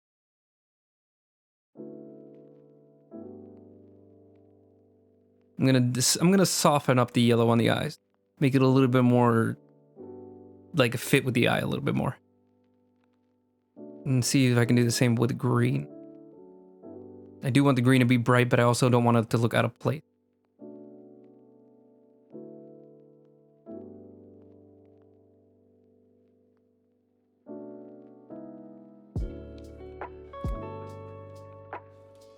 If the art book that I would recommend is Bridgman's. That one might be a little bit complex, but that's a very good anatomy book as far as like understanding things. Let me see if I can give you an example.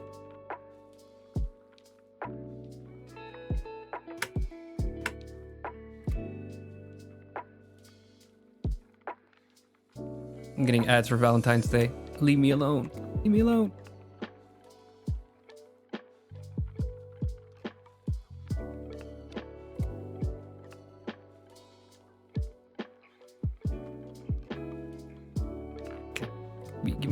Give me a good like example image.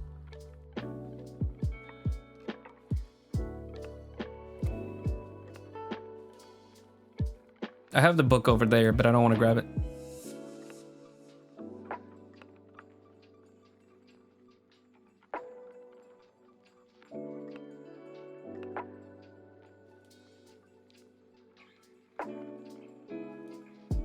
Okay, so here's a good one.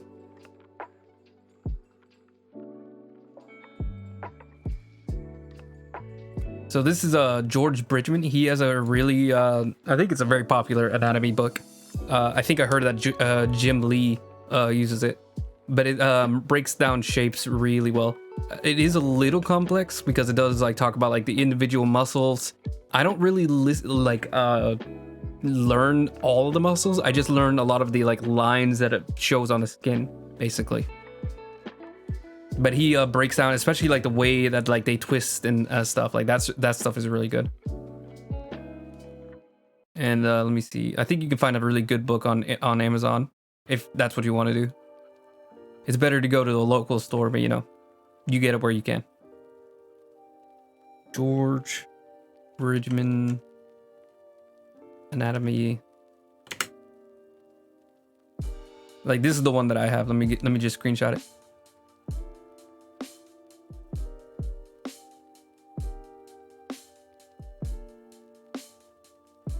So yeah, he's got a pretty a decent one on over here, and that one's really good as far as like it's really good at like breaking down the form, showing some very like complex things, and specifically showing dynamics. Was probably the thing that I took from it the most. I'm gonna grab a pencil. So what he talks about is like how a lot of parts of the body in a pose will work against each other in a really beautiful way. So like you'll have the shoulders that are arched this way, then the midsection will arch this way, or well the hips will arch this way, and then the legs will work that way, the way that the knees will work, and it like all like reverses, and it's like a really complimentary right, because that's how you keep the balance. You can see that even better over here. So like this is going this way, this is going that way, and the weight will shift again this way. Here you get the full body.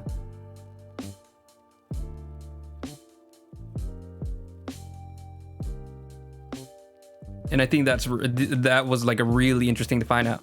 And then I love these like little drawings that he has on the side to like really break down the shapes into simple shapes. And then you can see like he's drawing out the spine to the pelvis. The pelvis being like a very boxy shape. That was also really good for me to learn. That's helped me a lot with poses recently. But yeah, he has a great way to simplify. And there's also like, there's a chapter on hands, there's a chapter on backs, there's a chapter on arms. Like it's a really good like resource. Like, you know, like that's one that you can pull up like over and over again.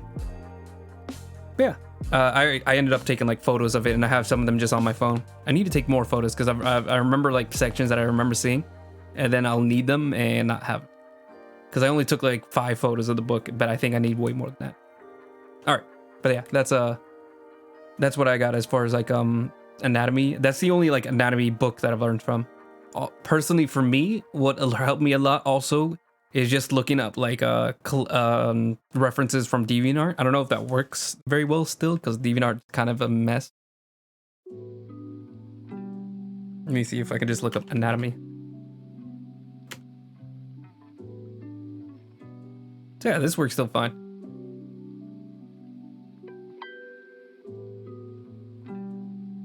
Yeah, DeviantArt has like a lot of like people who like are trying to instruct you. You kind of just have to like avoid all the furry and inflation stuff. But that's DeviantArt. But yeah, you get like a huge collection of like instructions, how to light them, how to pose them, and all that stuff.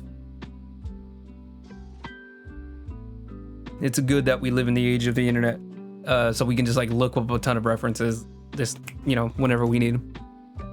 But yeah, those are my recommendations.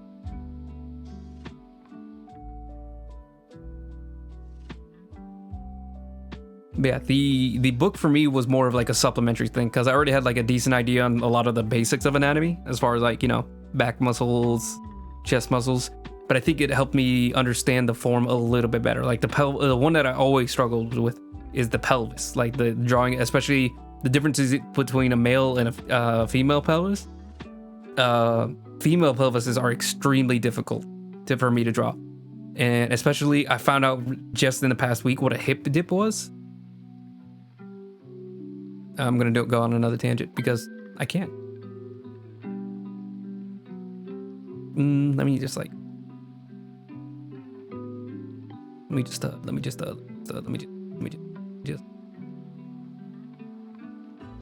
then another layer.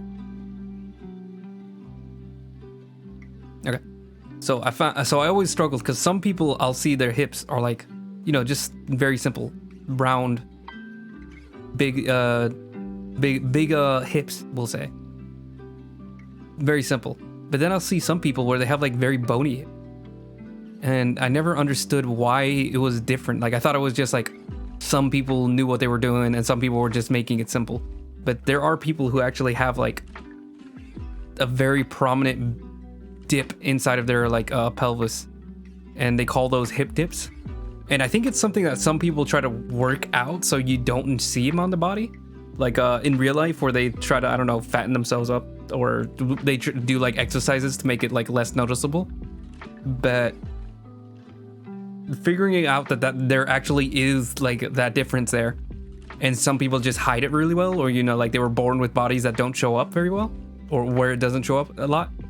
I think that actually makes it a lot easier to mix in my head, where like I know like, oh, like I can have a character where maybe they do have like a prominent dip in that area, and that's fine. You know, like I don't have to worry about like, is my character gonna look goofy? Also, just using references help. Like an actual real life picture will help. But I've always hated using real life pictures because I'm stubborn.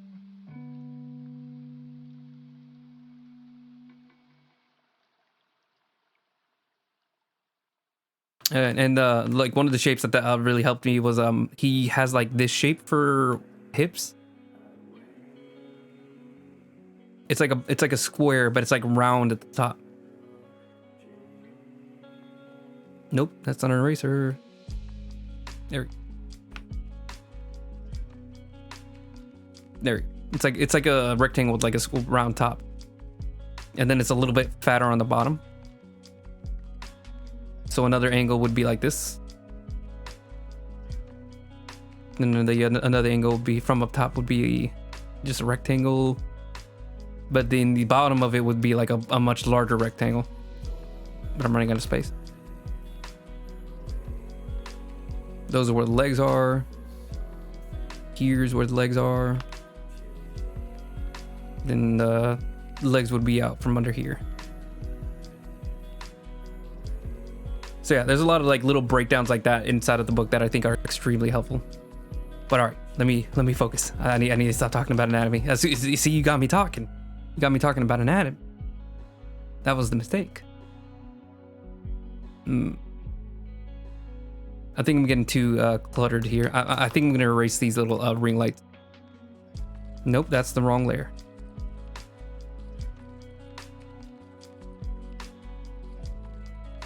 Like I think I need to choose one that I wanted, and I think I prefer to have like the little things in the very center of the eye. There we go. I think there was too many good things going on at the very center of the eye, and it was very distracting to me. It was very distracting to me. But now it's gone. Fixed. I'm gonna do the blush next and like really work on the blush of the character. But I'm gonna first do one last thing, and I already forgot what I was gonna do.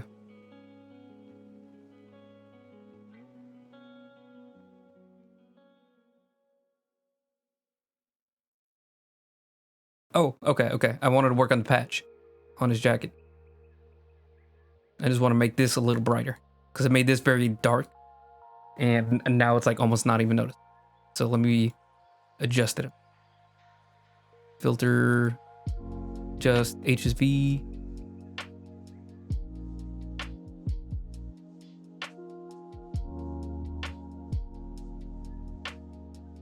More saturated, make it way brighter. Nope, that's not what I wanted.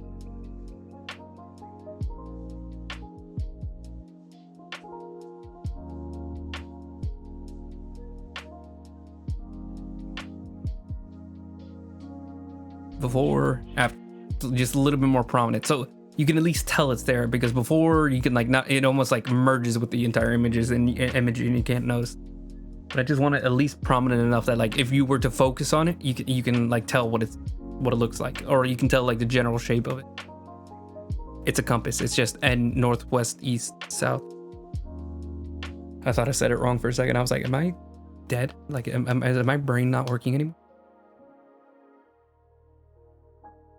Okay. Oh, blush. That's what I'm gonna do next. All right. We're back to focus. Where is the blush? Here. All right. So I'm just gonna go ahead and delete the blush that we have already, and then I'm just gonna do it. I want to say by hand, but that doesn't sound right. That's a good blush color. Oh, whoops. That's the base layer. Let me not do that. Okay, that's too bright. That's a shadow color. That's not a neon skin, pale skin, shadow, blah, blah, blah. Bright blush. That's the one.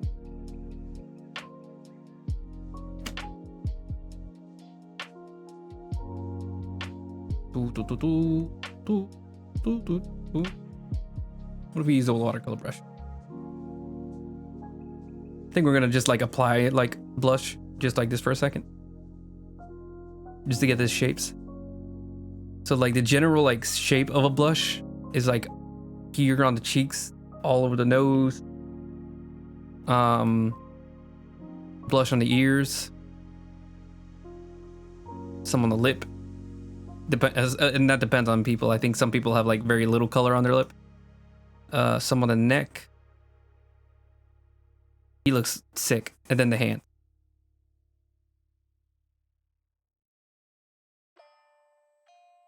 We're gonna work this in, don't worry. He's not gonna look this terrible. He looks sick. He looks like there's something wrong. Somebody help the poor boy. I'm gonna take the smoke off layer too so I can focus on the skin. The flesh. Okay. Now we're gonna work this in a little smoother. Am I on the right layer? Yeah, we're good.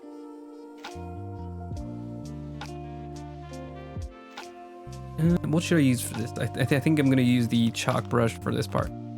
So now we're gonna work it in a little bit better. Let me also get it on the eyelids. The eyelids are gonna have some blush too.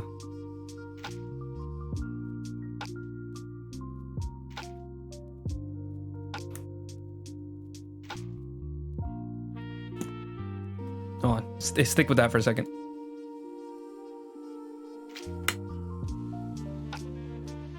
I just want to see if I can get more references on how people do blush. This is to double check how I'm gonna do it.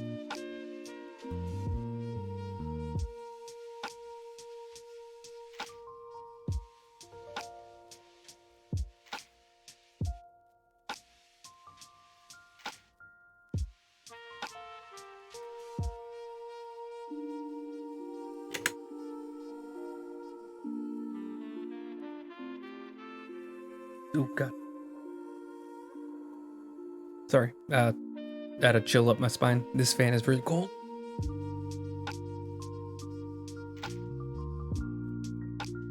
Oh, here it is. This is a really good one. Can I get the whole thing?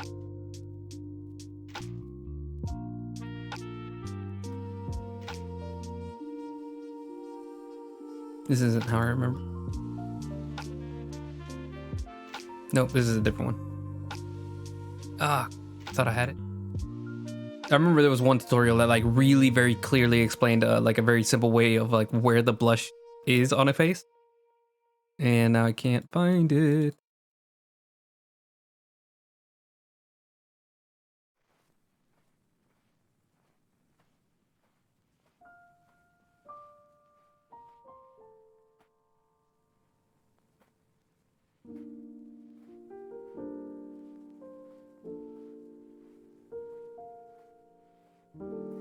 This is why I have a specific folder for art references for whenever I need to pull it up. Oh, here's a good one.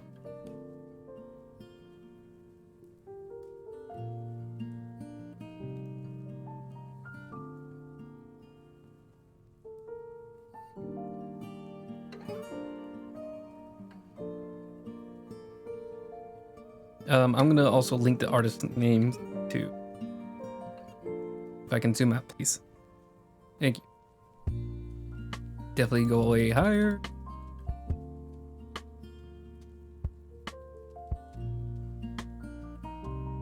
There you go. This is only a small section of the reference, but let me get the name of the artist.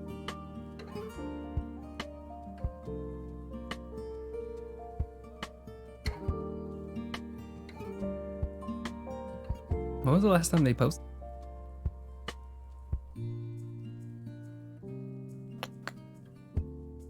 "2018 was the last time they posted.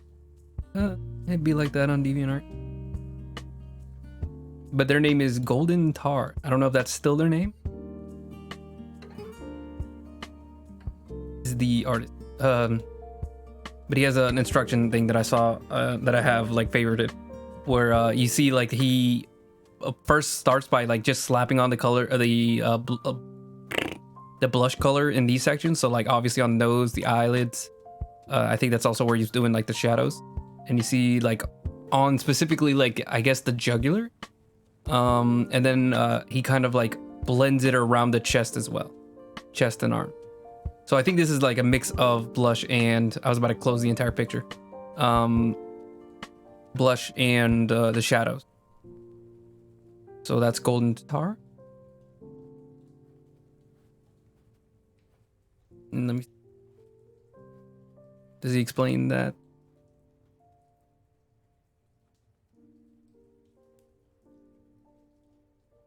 Never. But so yeah, I think that's what I'm gonna do real quick. That's how I'm gonna. One more second. Stick with me, please.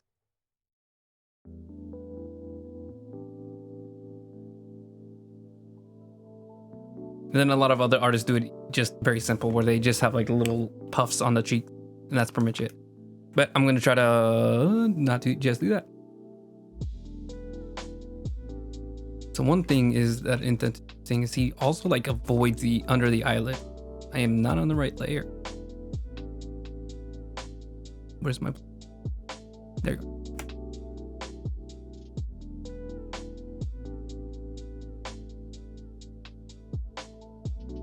I already forgot the image I was looking at as a reference.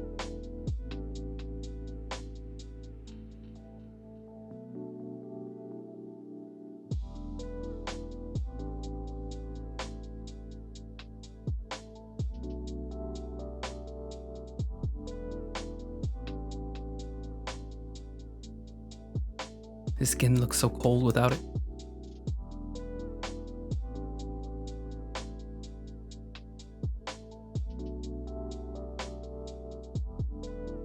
Then we're gonna probably like blend everything out how I need it to be.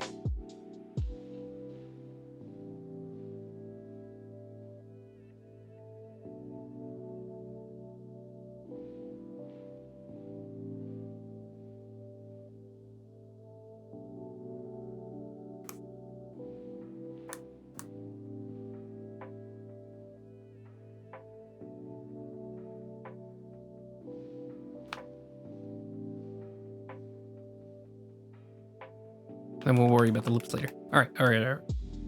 Now let me grab a good blending. I have this blender, but I think this one specifically is extremely small and detailed, so like it can get a little crazy. So let's try it. It's like a really detailed like smudging brush, so you can get very pixelated very fast. But I like it's like a very fine smudge.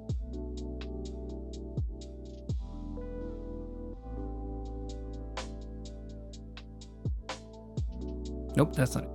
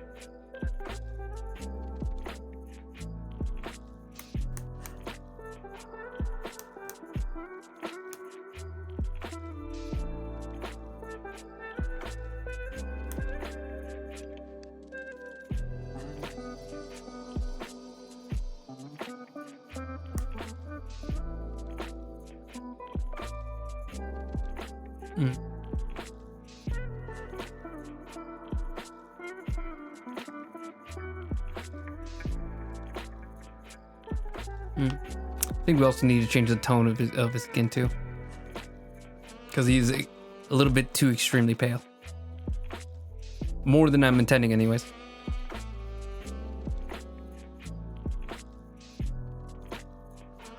Is this right layer? Oh, it's because he's so like desaturated that it's like not even coloring correctly.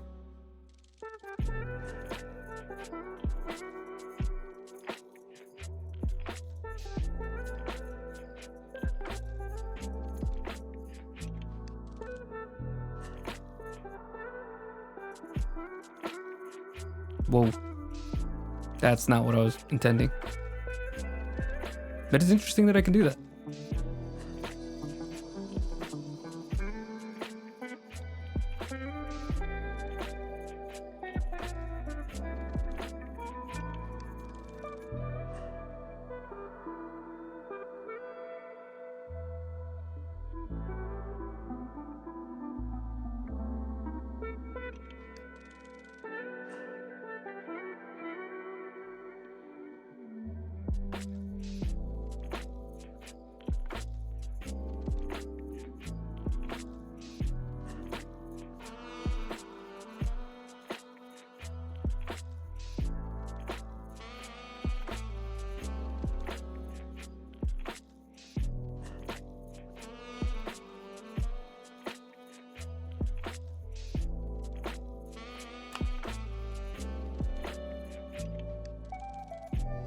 Hmm.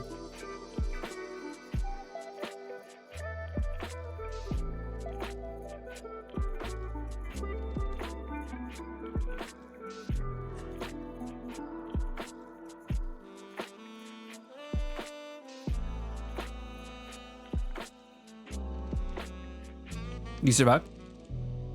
Were you working on something?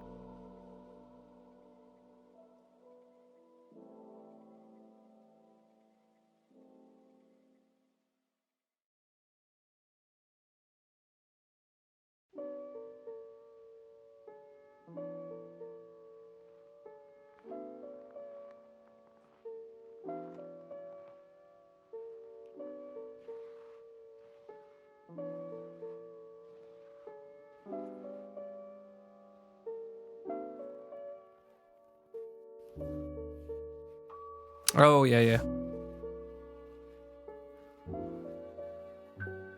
I'm changing the colors around. I'm not liking this color. Need to just find like the right balance of pale but not too pale.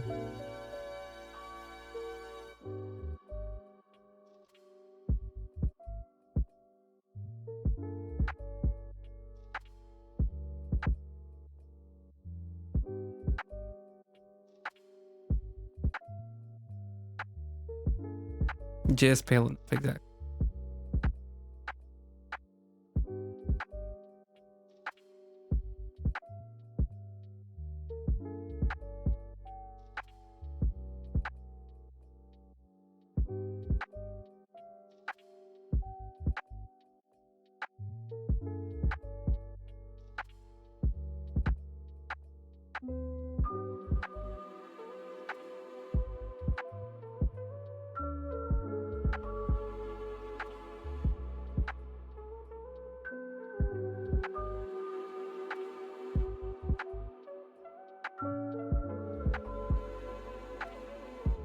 Oh, I think it's.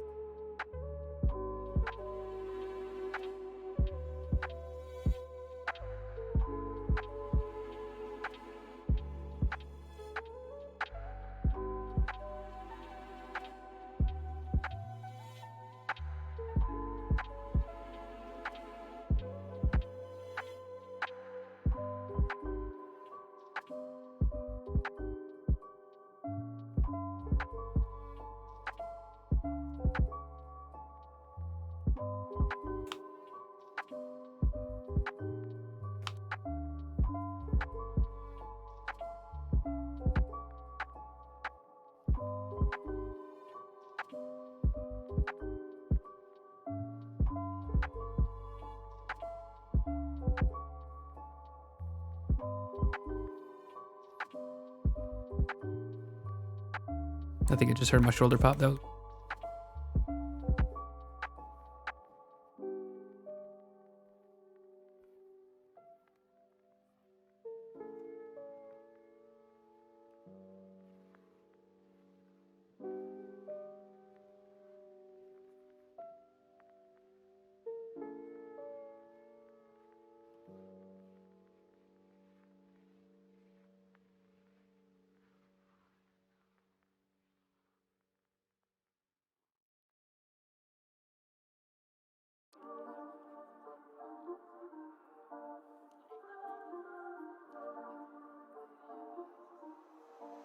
Oh, this song's great.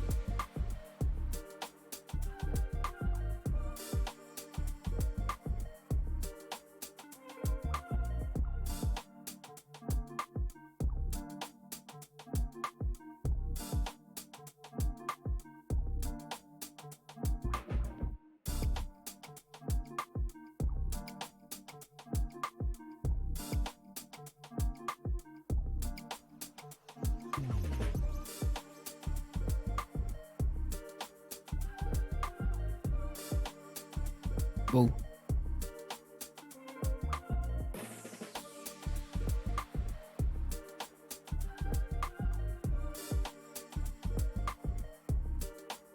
Just as a test.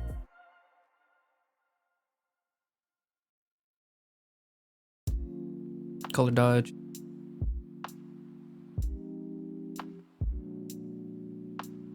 Bah.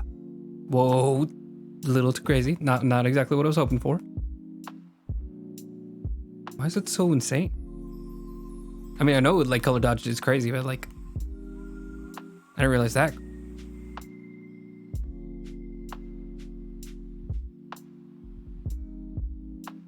Does it need to go under the line art?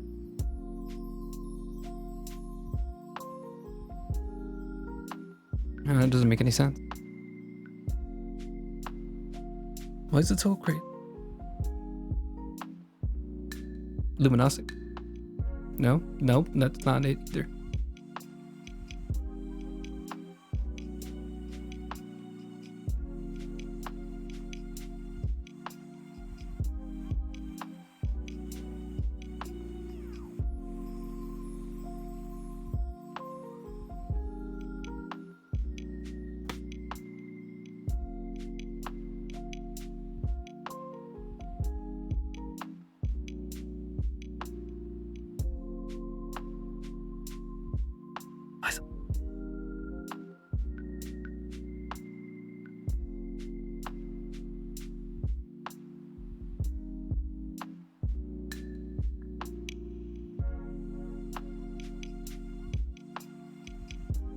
What is up with the line art? What is that what it?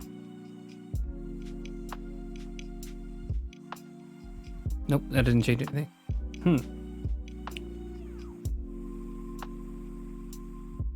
I might have an issue. I have no idea how to get this color dodge, this lighting to work correctly.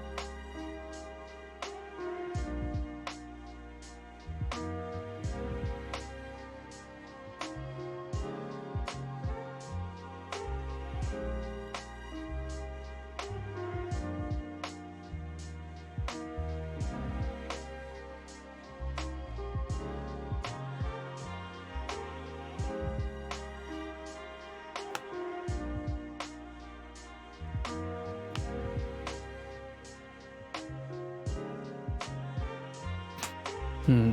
Hmm. Hmm. Hmm. Hmm.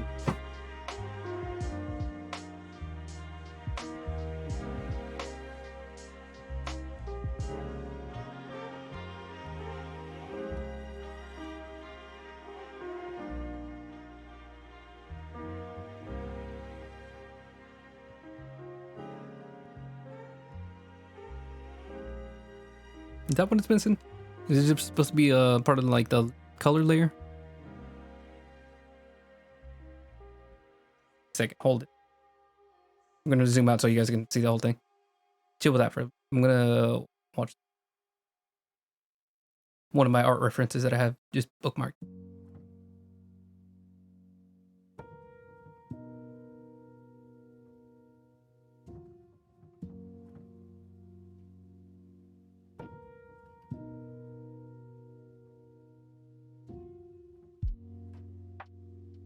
Or without it.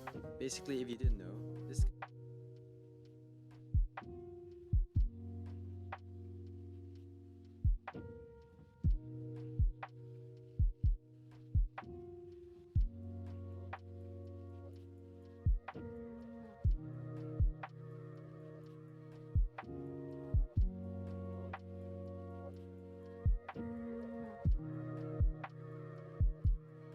challenging having to decide where the light hits, how the shadows cast it, and ultimately will all this combined look good.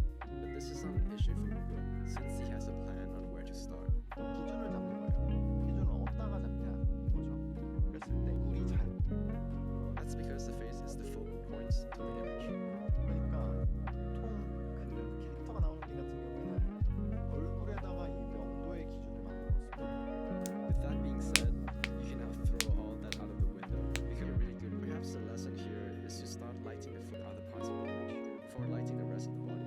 After that, it's time to add lights and shadow to other parts of the image. This to me was one of the harder parts of the experience. But having great references will help a lot. This process didn't feel overwhelming at all. Highly recommend you to didn't really understand Blue just to cover it up. And what's this part right Blue just to cover it up? And what's this? How to use method? At this stage, trick liquid using a soft like kind of instantly and here are a lot of things menu to item that was set up at SIS will act this especially because Sorry, I'm still just looking up, looking through some references I use.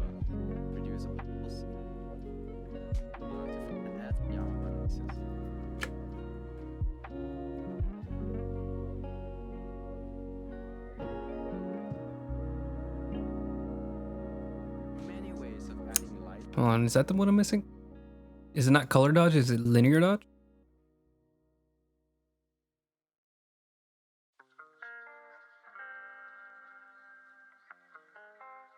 Oh, I think that might be it.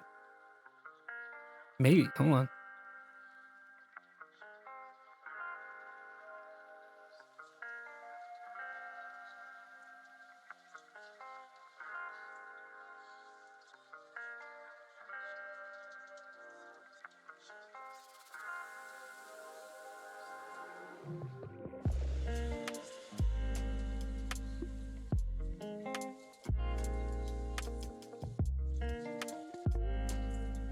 Hold on a second, I want to try something.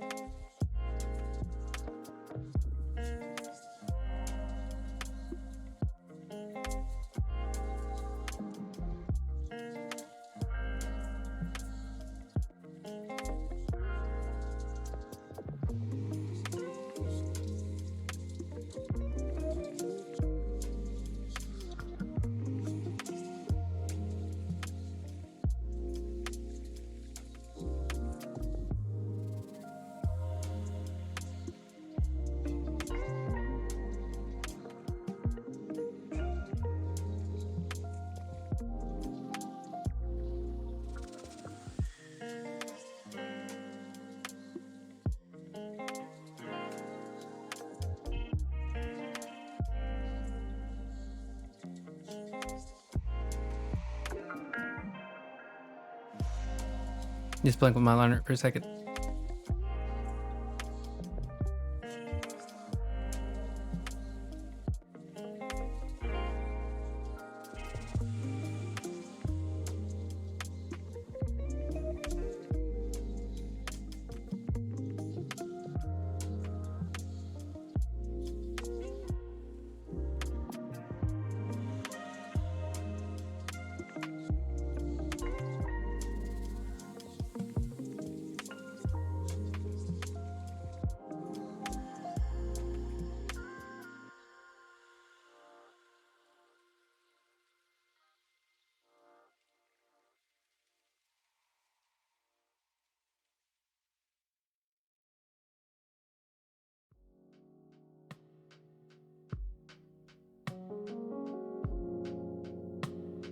Okay, no. We don't. But I did kind of like the lightening up the light.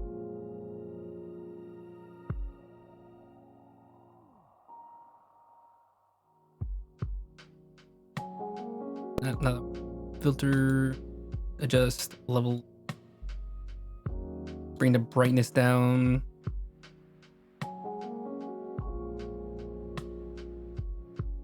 Is it working? Was it?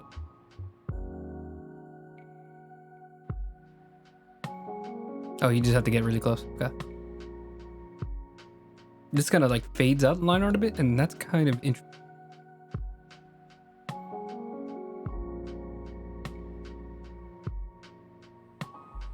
It just lights up some of the line, like the really like faded parts. But I also think that's because I have like a layer that like that merges both line arts together that made it really dark. Also, I have a line in the middle of my drawing that I don't like. Hold on, just another second.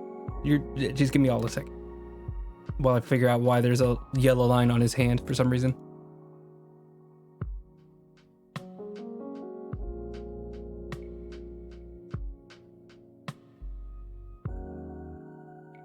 Nope, this is over everything. I don't know what's going on.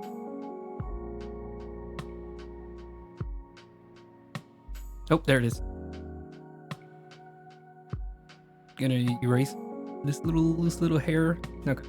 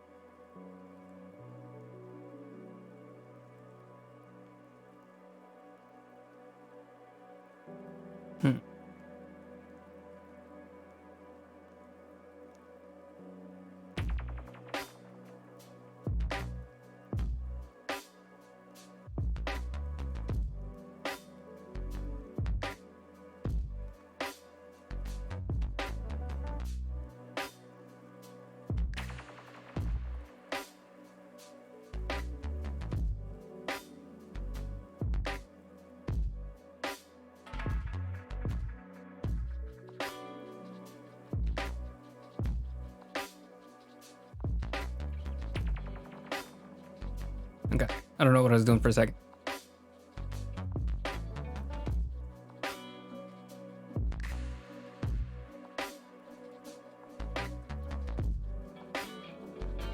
All right. I don't know how to make this work, so we're just gonna select from the character base. This is another technique I used to do where I would just like select a base layer instead of having a pass through, because this one's all the way up top, so I can't make a pass through. Otherwise, it's just gonna affect the whole image. So which one? Should be this one right here. Yeah. So this way now it's within the border of the selection.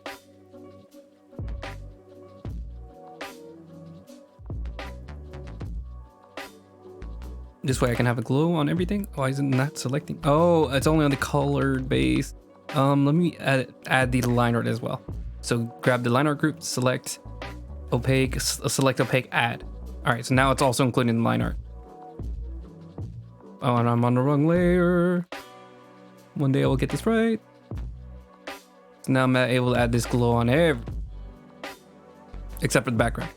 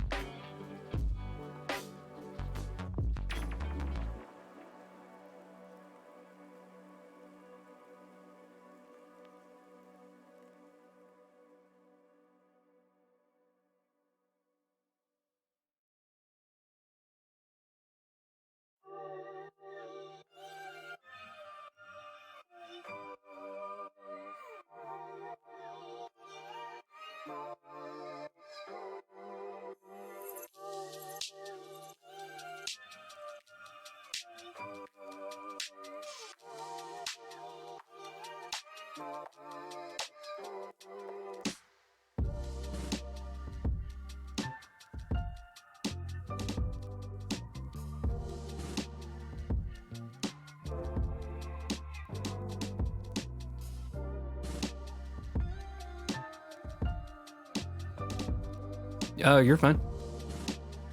Go and live your life, my God. I'm always here. Just chill. I'm just playing with some of the lighting a bit, just to see what I can do. Select, deselect for a little bit.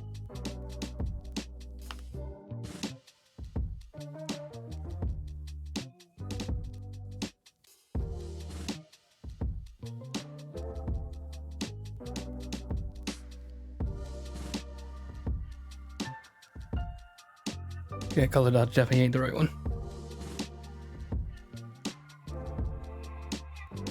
Thank you.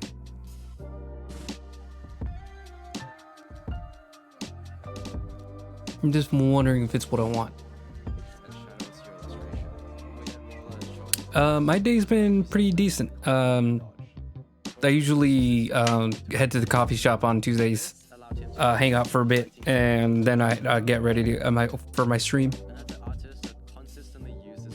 Besides trying to get a milkshake at a restaurant and the milkshake machine being down, pretty decent. Not a restaurant, fast food place, but drove like 5 minutes all the way to the other side of town to get a milkshake, and it was down. All I wanted was the milk, and that was too much. It hurt my heart, but I worked in fast food, so I don't get too upset over it. I know there's nothing really to do.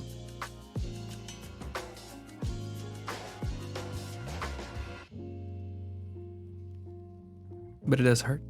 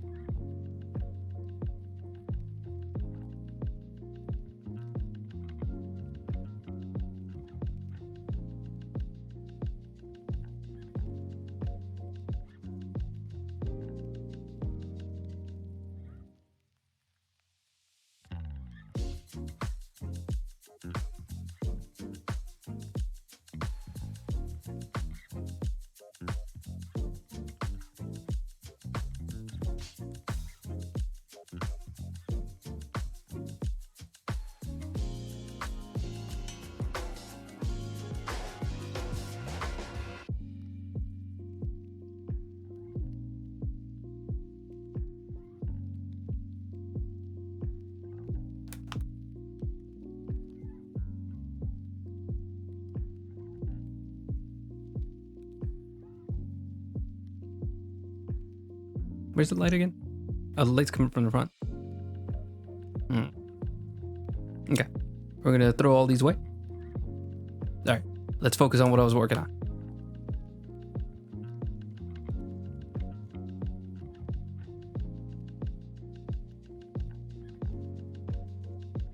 Yeah.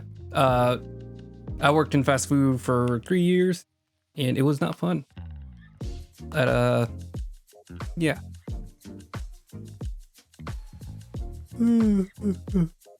So I try to always like be understanding, because I've literally been in that position. Sometimes it really is just like the people being rude, because that happens. I've been a rude cashier. But sometimes it really is some stuff that they can't control. We're all just trying to get by.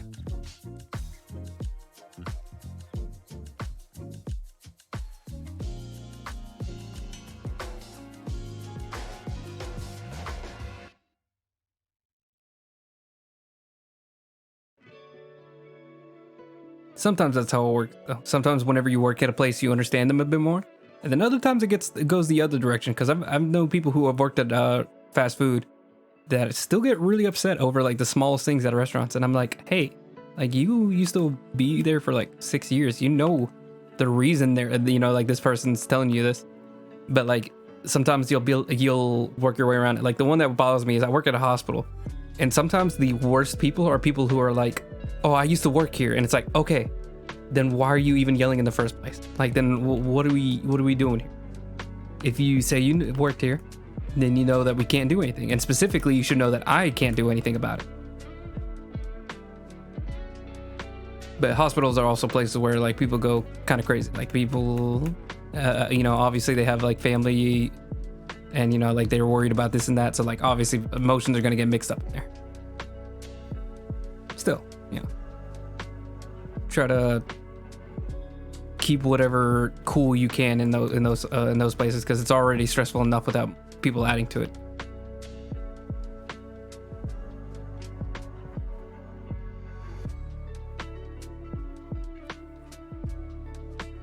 Blush looking good.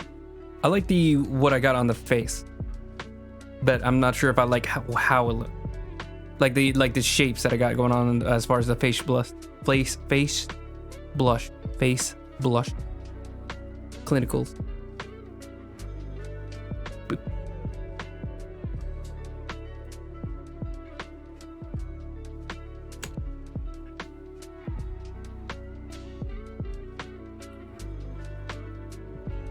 Oh, were you like an actual nurse or someone like a healthcare worker?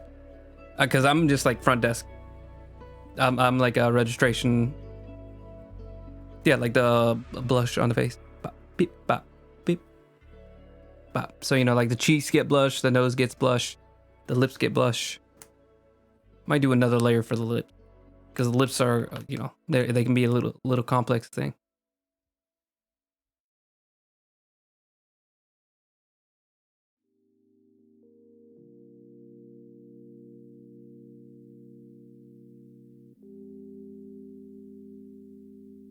Okay. Yeah, radiology is interesting. I know they can definitely get stressed out too with some of the patients.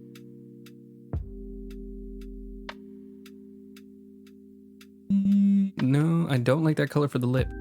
It's a weird color. I need like a pinker shade. This is like an orange shade. Let me just thin it out, and then I'm gonna lock the pixels. That way I can color over it and only change the colors that I need. It's a little too purple. This is a very dark color, but just to have fun. It looks like he bit his lip. Okay, this is more of like a neutral purplish shade. Still too dark, but interesting. Way paler, still too purple. I can see from here. I don't need to even zoom out. Bright blush. This might be good for like the dark shade. So let me unlock it. Fill in this, because this is annoying that this didn't get caught.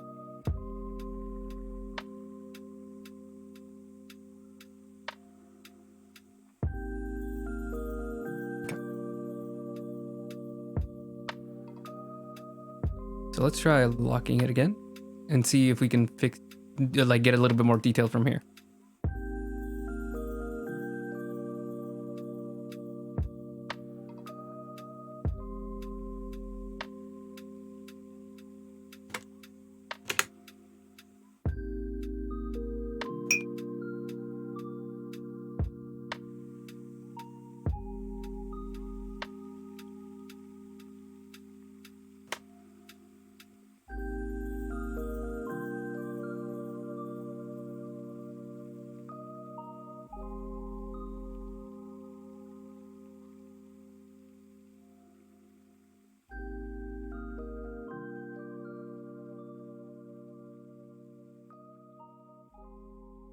A little bit flesh, tanner of a color. Let me see if I can like do this at an opacity.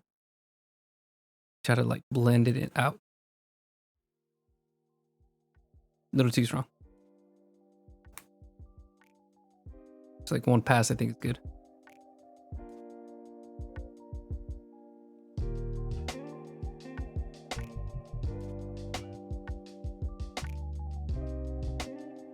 Maybe like a pencil, like brush it in.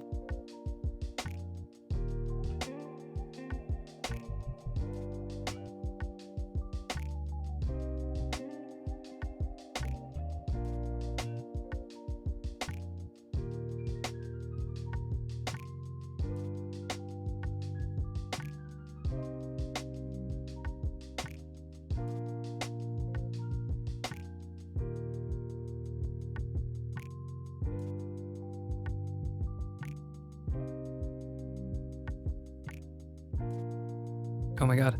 Please, there we go. Sorry, it kept clicking the wrong one. A little bit more over here. Redness towards the inside of the lip. This might be too much work for just the lip, but we'll see. See how it shakes out.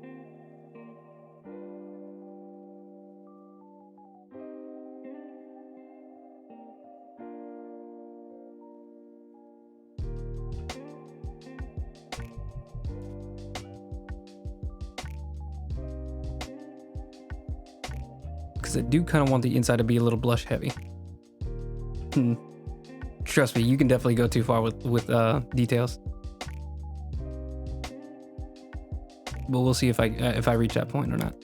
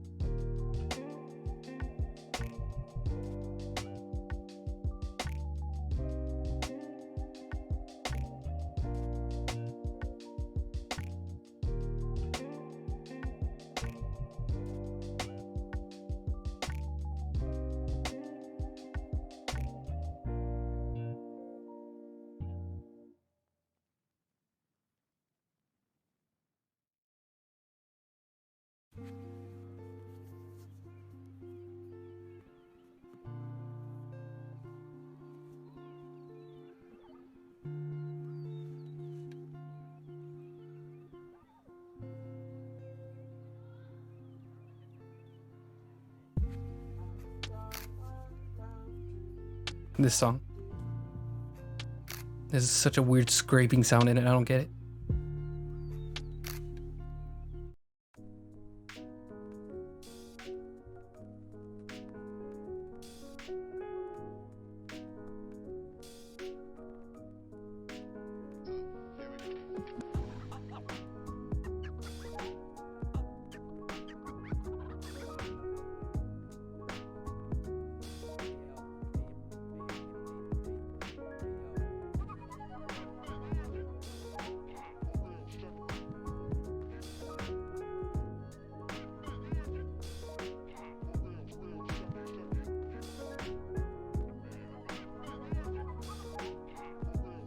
Why do I feel like that kind of worked?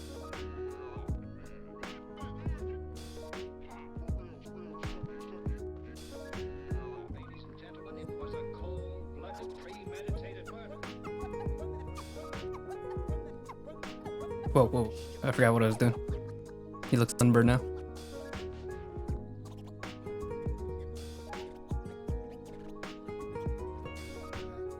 Wait a second. Where did his nail go? Oh, now I remember. I remember now. I did I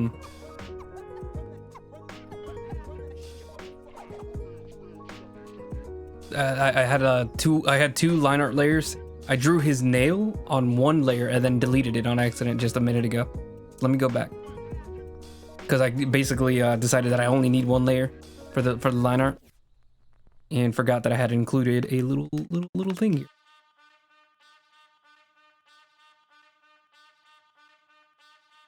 Now I just gotta get it right.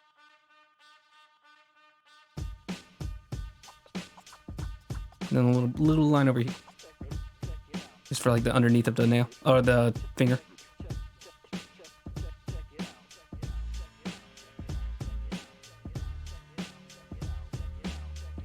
Oh, let's do it this way. You start with this little thing on the little line on the finger, the little fold. Then we do the thumbnail.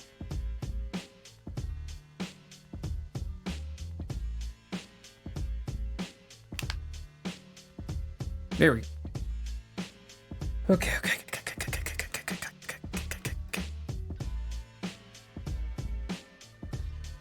All right. Thanks for being here, man. Appreciate the conversation. And good luck with class. I'm gonna see if I can try to get this done tonight. I might do one more stream because it's already getting a little late. But we'll see. I didn't want this to be 4 pieces, but if it's 5, that's still faster than normal. But you have a good one. Let's see. Filter, HV adjustment. We're gonna keep messing with the skin color.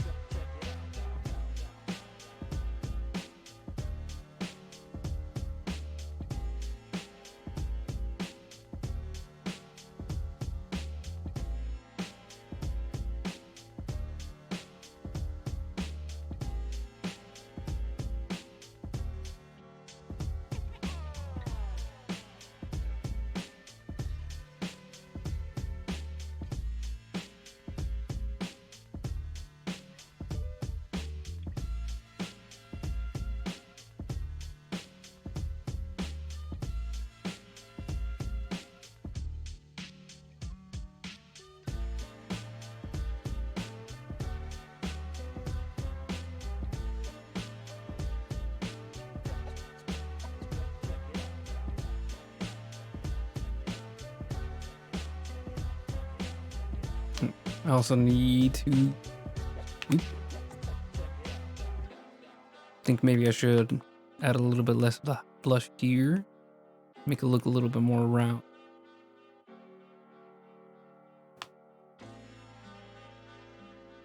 Like lights hidden.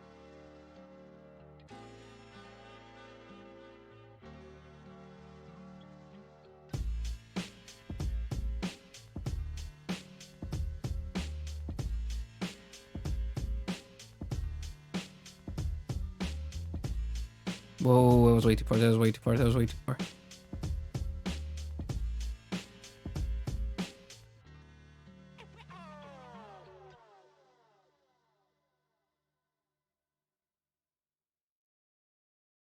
Okay, perfect. Okay, now I have it.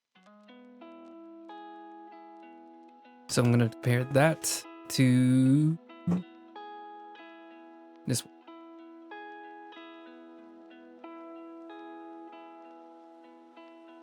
Okay. I think I just need to erase just a tiny bit more on his right eyelid. A little bit further.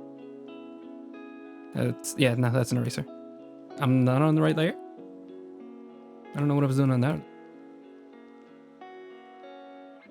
Oh no, come on.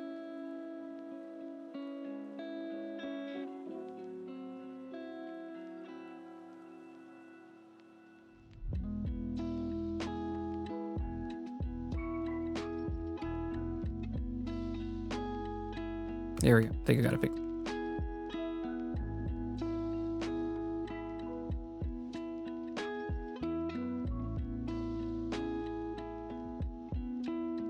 Okay. And just to see, what would happen if I were to duplicate, merge, turn this off, filter, map, gradient map.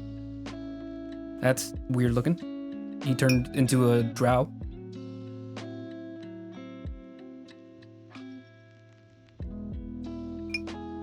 Let's use one of these preset gradient maps, see how that does.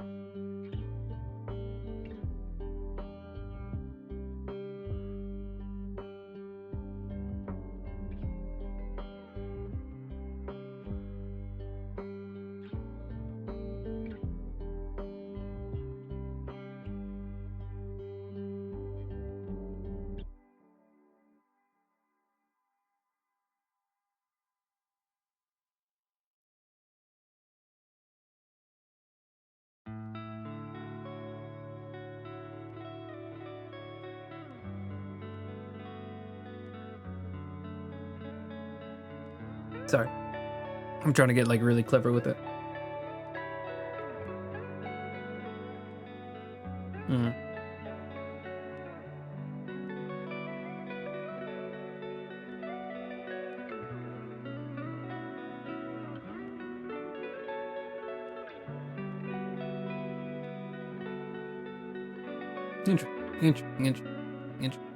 Interesting.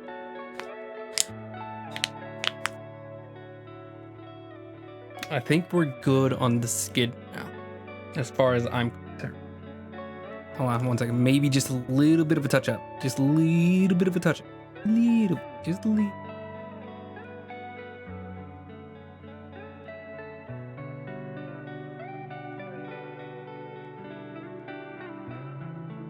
That's the lip.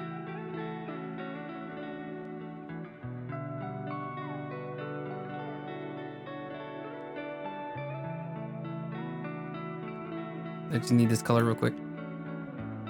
Because I didn't do anything on the leg, and I just needed like a subtle gradient.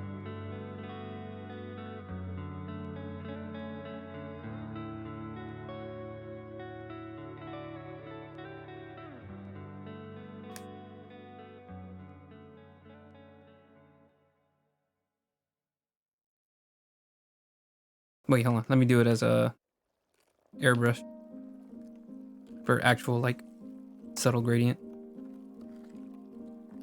What just happened there? Why is his leg bloody now?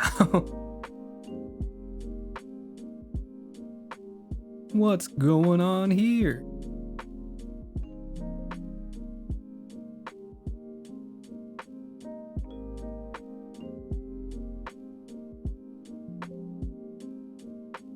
Jeez, man.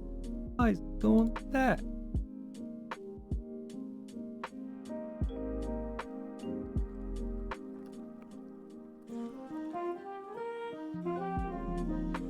Oh my god, stop freaking clicking. No, go away. Go away too. Oh, keep making an additional little nodes. Oh, please, I am begging you for all that is whole. Go away.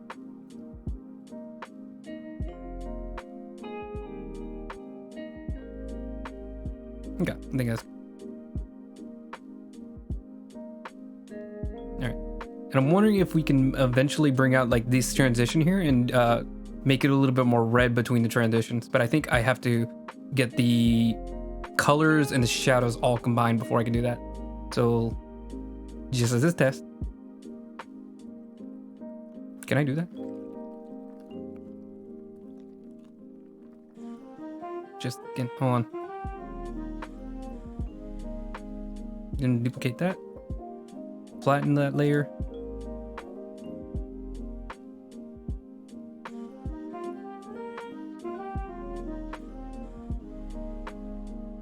Okay, how do I get just the skin? Just the flesh.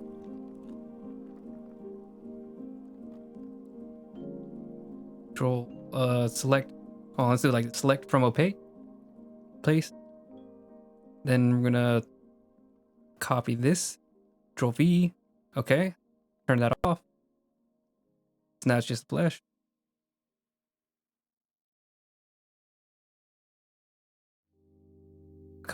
How's it?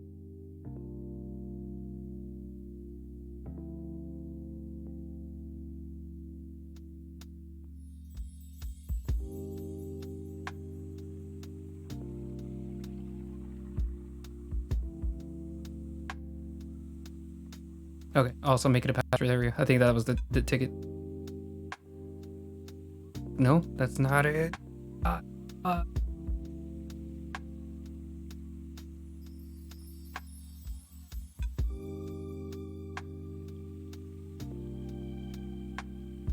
Oh, is it because it's on the selection?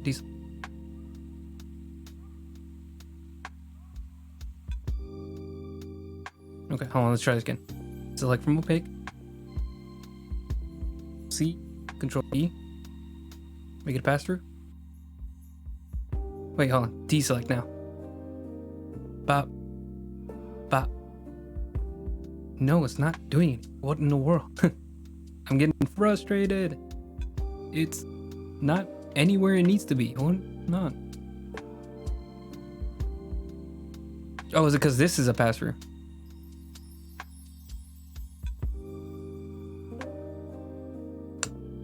So let's select everything above the skin. Select from page. And then delete it from this test skin. This sounds weird. Delete.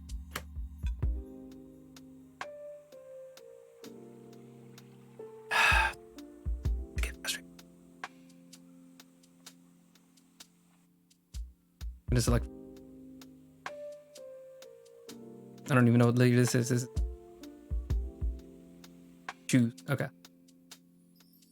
Gonna delete that.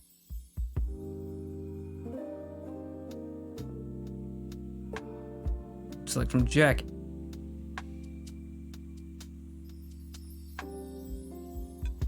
Delete it from the test.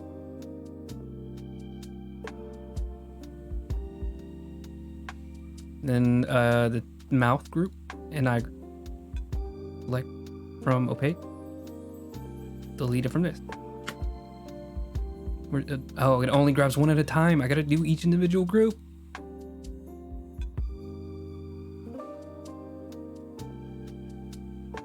There's probably like a smarter way to do this, but I can't think of it right now.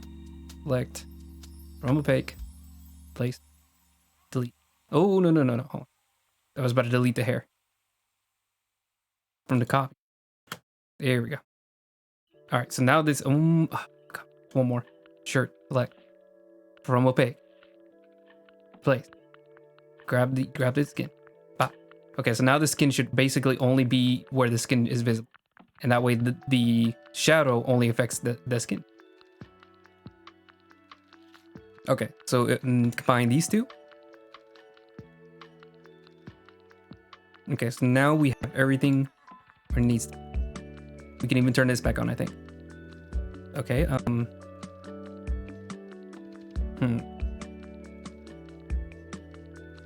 Okay, I got another idea. Select from character base, select, replace. Then we're gonna invert this, so it's everything except for where it's, the outside of the layer. Then we're gonna delete that. Ah, perfect trimming. Ah. Now what?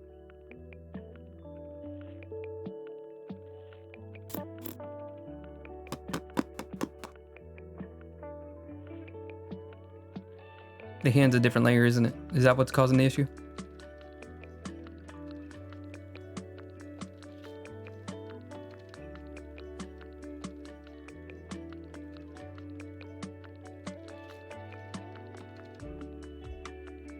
Oh, yep, that's the issue.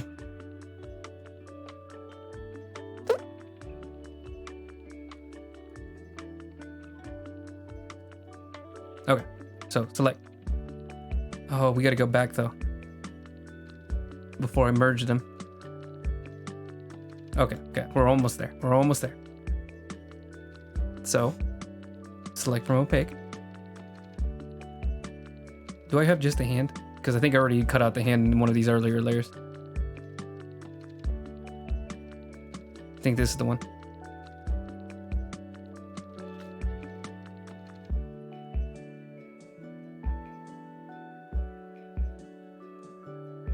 No, that's not it. I don't have the hand separated. Okay.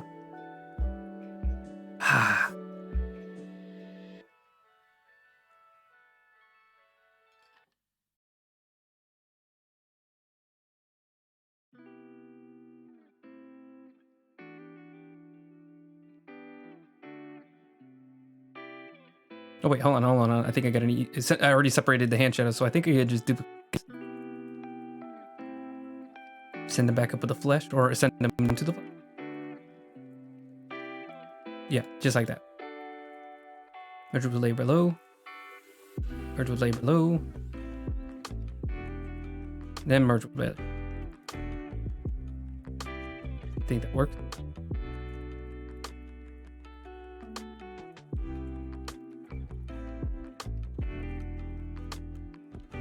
I just saw that it's a skin without any of the details. That is absolutely horrifying. Then we're gonna do the same thing with the inverting the layer. Inverting select. Select from opaque. Select invert.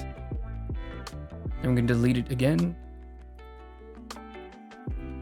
Okay.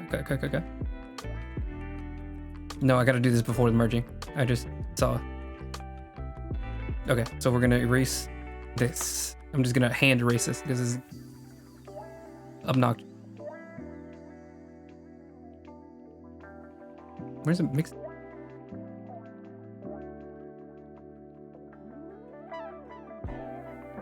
What is this from?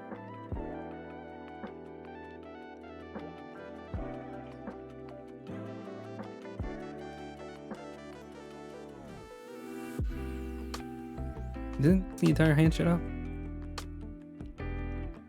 Oh, hold on. Oh, okay, I think I see it.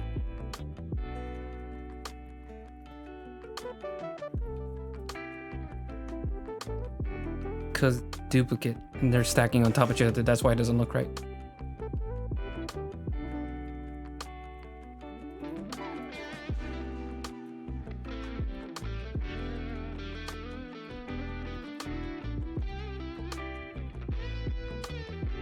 Select from opaque, place, invert, delete the excess skin. Ooh, I hate saying it like that. Okay, now all of the borders should be full. And merge this with the layer below. Oh.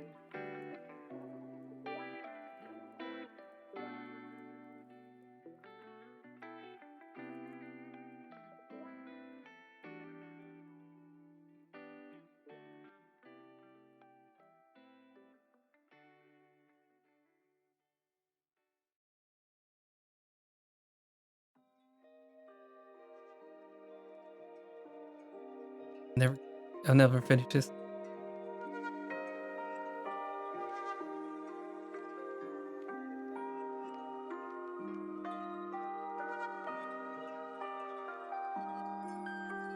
Okay, I think I just needed to do it one by one.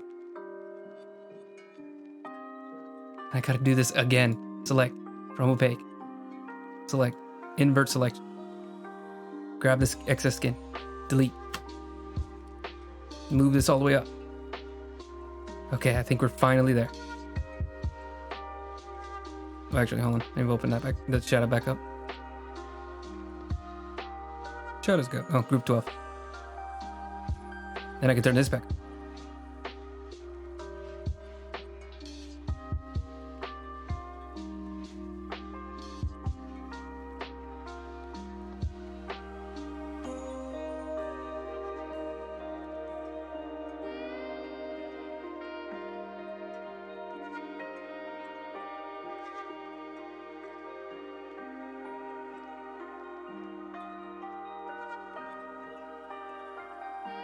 It's not getting the gradient either. I'm gonna scream. Select from opaque. Place. I'm gonna grab the gradient. Hopefully this works. C. I'm gonna control V. And merge that on top. Select deselect. Now it should be identical.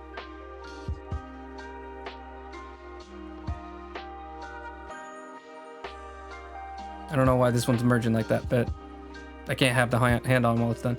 But otherwise, it should be almost identical. Just the hand in front is not. Okay. Oh my god, that was so much work. So now, if we were to merge them all together, we might be able to do the mapping how I want to now. So obviously not transparent. Go back to the skin layer that I wanted. Conform.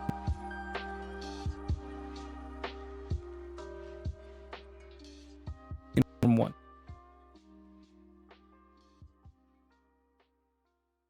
So this I want to be more of a bluish light. Bluish greenish light. Light.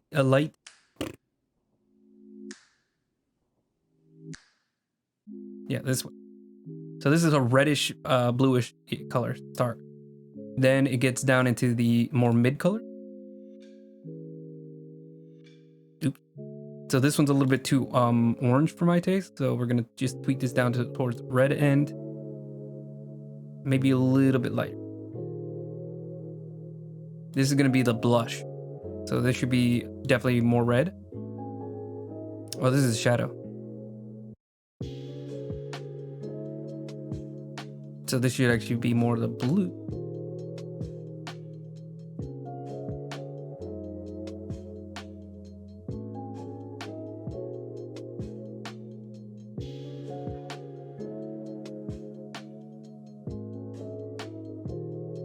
Can't.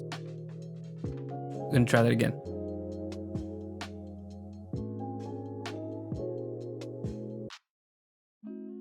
That's not.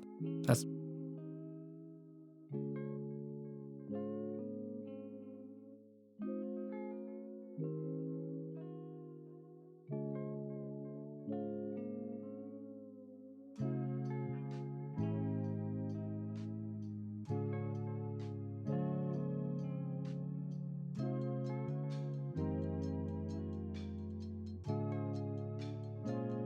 Could I have the transition be more red? Not like that, but we can tweak it.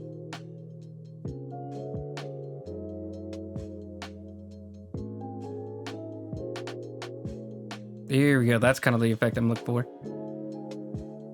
Now I just needed to be a little bit more subtle.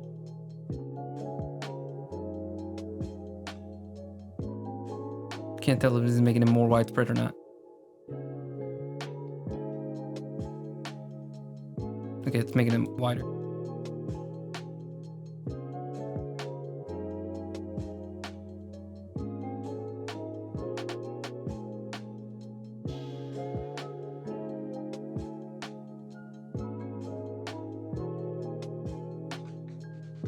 A little bit closer to the middle there.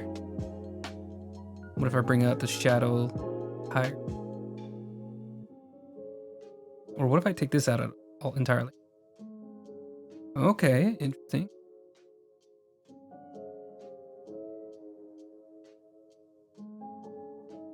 Okay, that's way too. Oh yeah, yeah.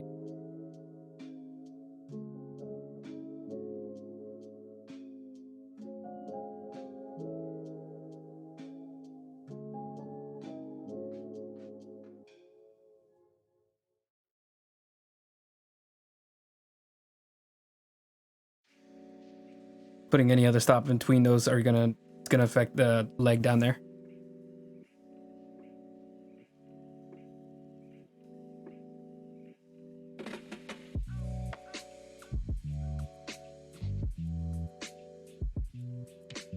Kind of almost entirely erases the blush.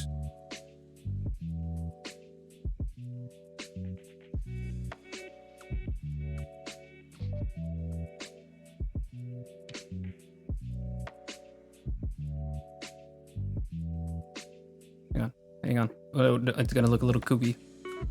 Just let me cook. Just let me cook.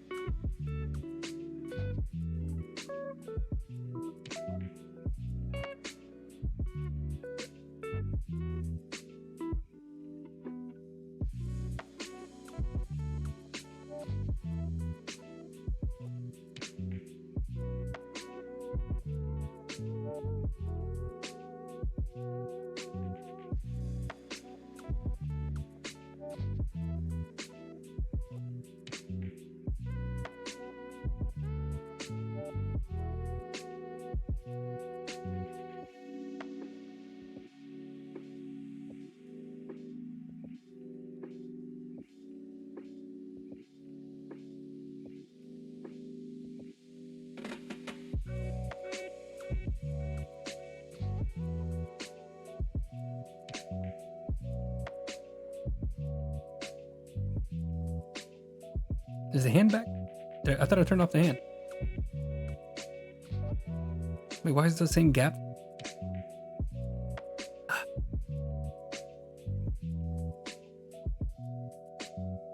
It looks a little too shiny. Maybe I need to dial that down just a bit. Because I do like the transition, but he looks a little...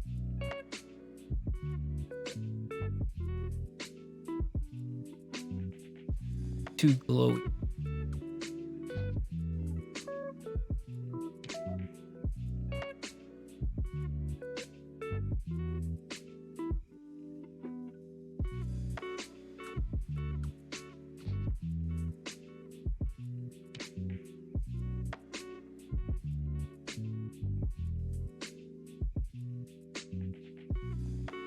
The opacity here needs to be brought down just...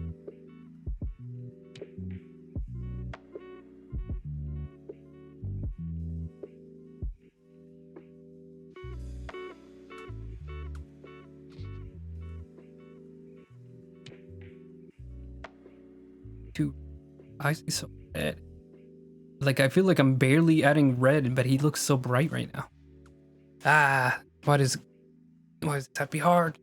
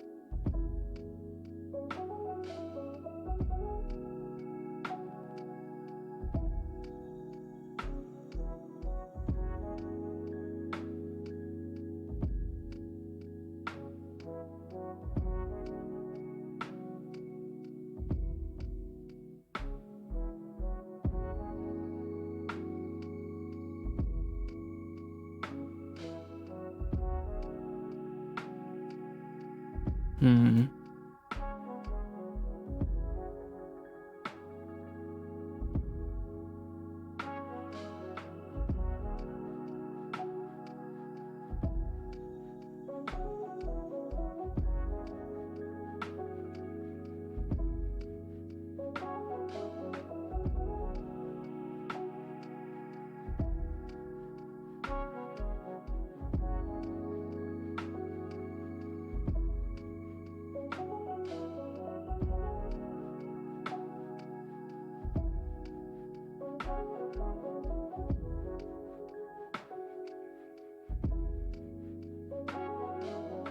There we go. I think that's really nice. Okay. And then we can compare the two. Ah. So this is what it is originally. I'm gonna zoom in a little bit so we can focus less on the hand. Yeah, just like right there. And then with the new gradient mapping, just really fleshes out the color and tones a little bit better. And then I'm gonna have to fix the hands and feet afterwards. But they might even be covered up by everything. So it might not even matter. Wow, that really actually does make a huge difference. He looks so like smoky and dirty, like dingy, like he just got rolled in the coal bin. And then here like evens out all the colors because it's all like one transition. So I could specifically tweak things in here and there. Let me see if I can just bring out the red just a touch, just a smidge, without like ruining it. Because now that I have the shadow, I have a little bit more freedom to play with the color. Out the way. I'm trying to focus. Focus. Focus.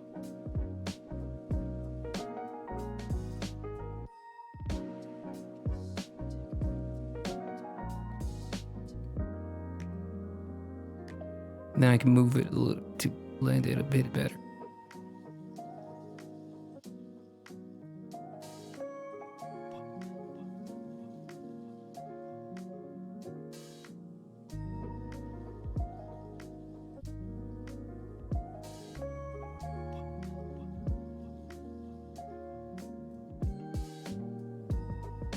Too much. A little bit more red, just not that much more red.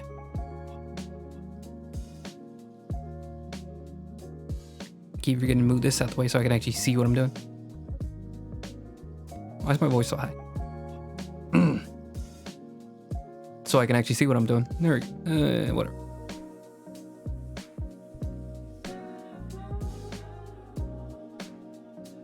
And then maybe bring up the shadow a bit. There we go. That way you can compete. It actually makes his gums look a little dark now.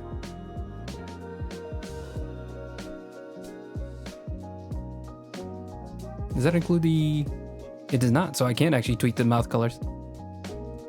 Sounds weird. And I kept his gums a different layer. Yes, everything's working. Okay. It's a little bit more red. Maybe a little bit more pink. I meant purple. Brighter. No. Keep it dingy.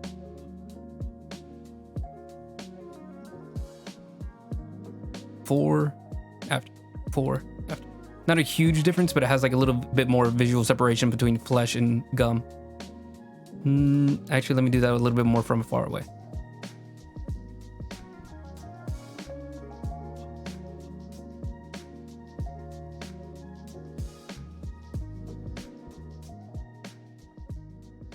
I already gotta pee. I just peed, but I gotta pee again. I think it's this coffee.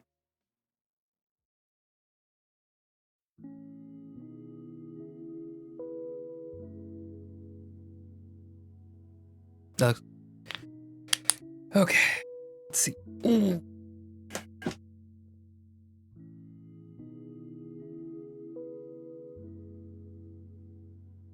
Yeah, I think I'm just gonna go pee, and then we're gonna sit down for even longer on the stream. I might even go another additional hour. Be right back.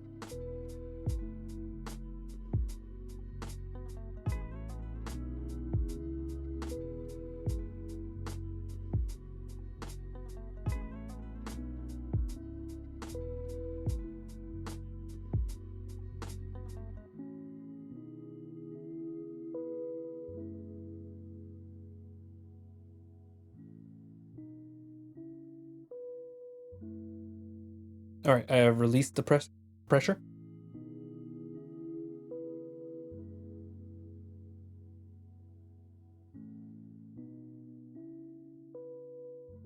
Boards got tangled up, so it was really short. All right, do I still have coffee? I finished my coffee. How am I gonna live? What am I gonna do? Okay. We're gonna work through this. I'm okay. Okay.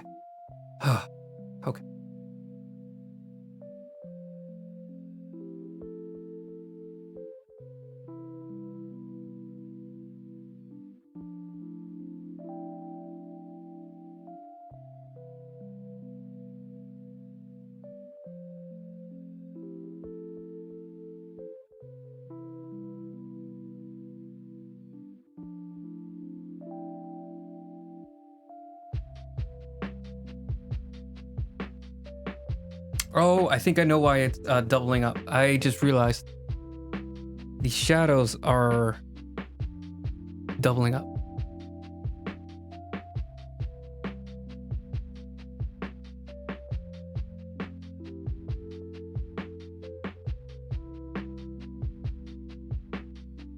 No, I shouldn't do that.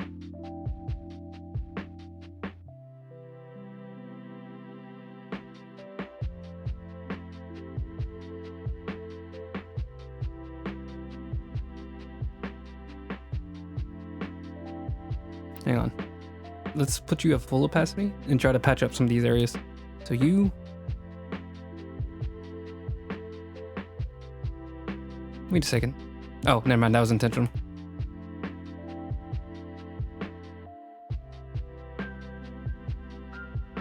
That's not filling in. What is happening?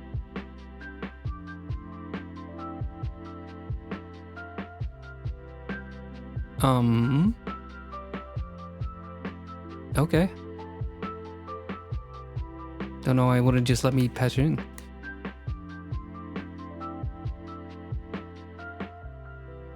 Nope. Shouldn't do that.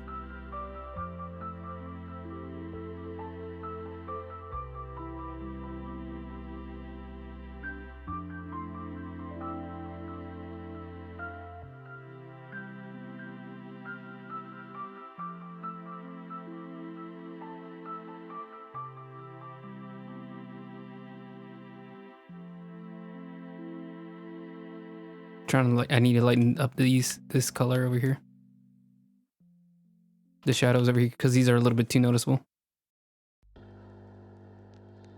Too strong of a contrast.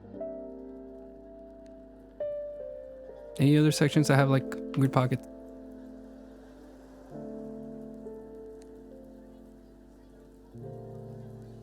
That should be more of a neutral color there. Alright. Let's wrap those up. There we go. Hold on, there's another one. What in the world? Why did these keep popping up?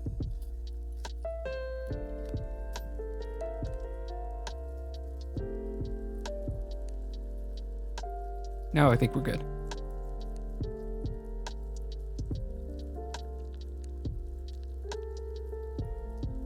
Okay.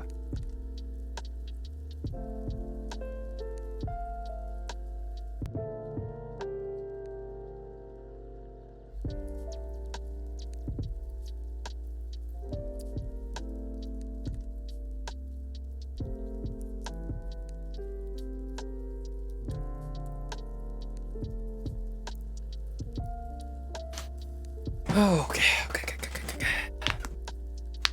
Doing a lot of cookies. Now let's do it all over again. No. Let's see. Could I try it? Close that.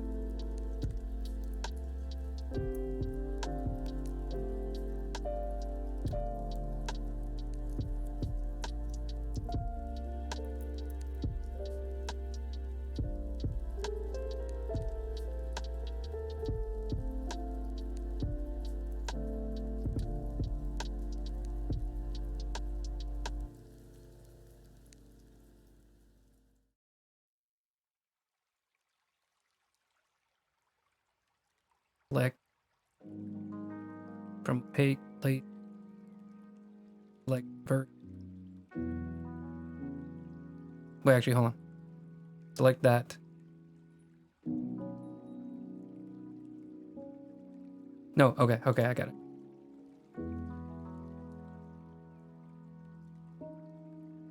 Color. Select opaque, place, select, invert. I just did that twice. Select, place. No, select, invert. Oh my god, I'm getting lost.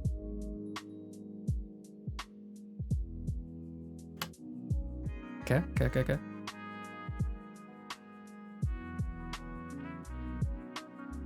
I'm also gonna delete this as well.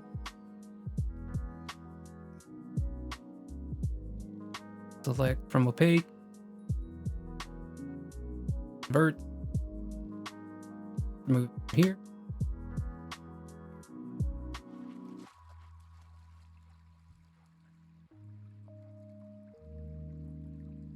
I think I'm just gonna from underneath it. Because I have no idea why some of these areas are colored in. Select, deselect.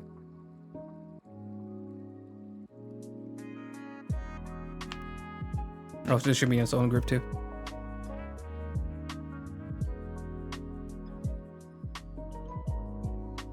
I think that might be it. I don't think it overlaps anywhere else. Okay. We can merge these two.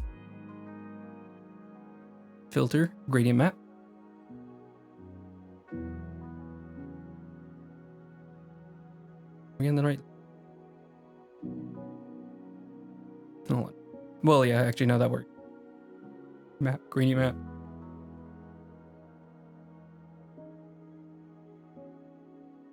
Okay, why isn't it doing nothing?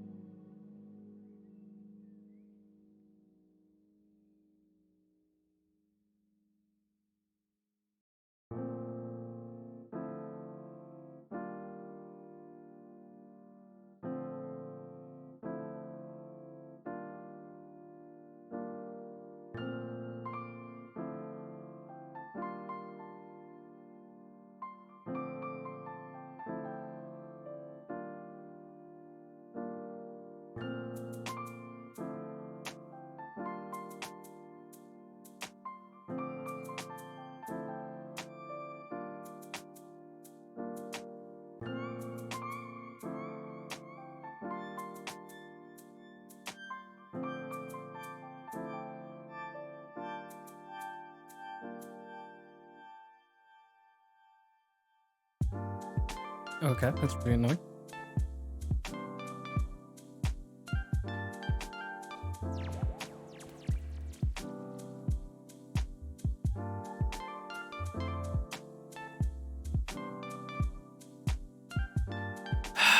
That's not. This one's not working either. I'm gonna scream.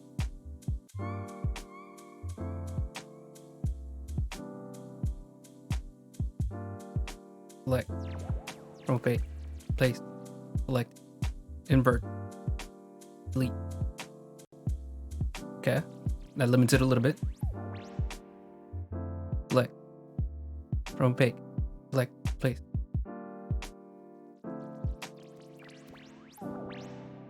Select. Invert. Delete. Lock this to that. Okay. I think we're. Oh yeah, I think that's legit. Select delete. Sorry, I meant deselect. Not. Why was it so much faster this time? All right, now we can map it. I think. I hope. Okay, yeah. Look, now it looks like it's working. Yes, there we go.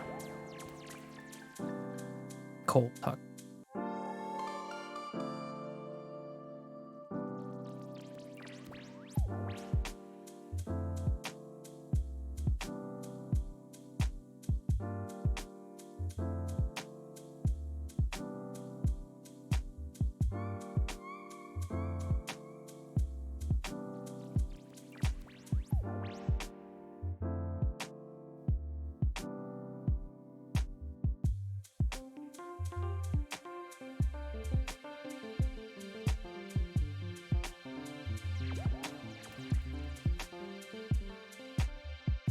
I think we're gonna go with that.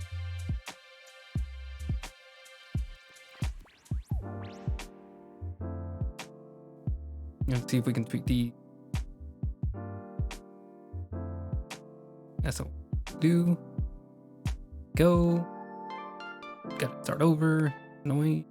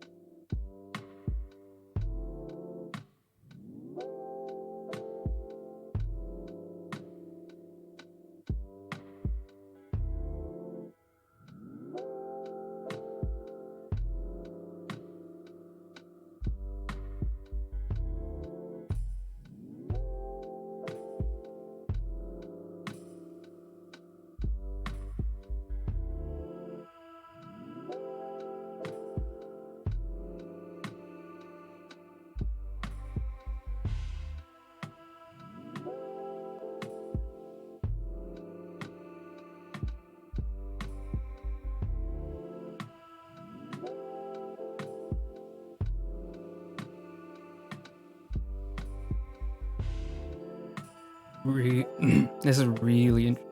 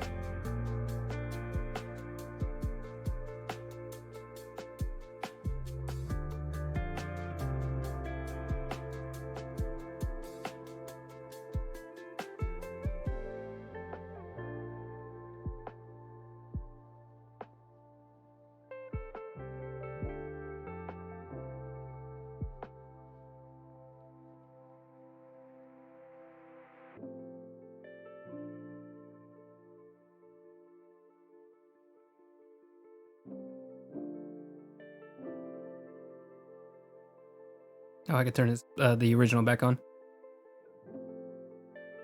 And then we could like have a like mix between the original and the new colors.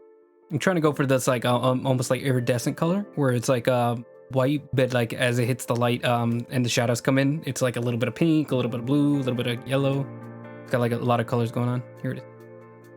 And then we could just like have a merge between the two. Because I don't want to be too bright.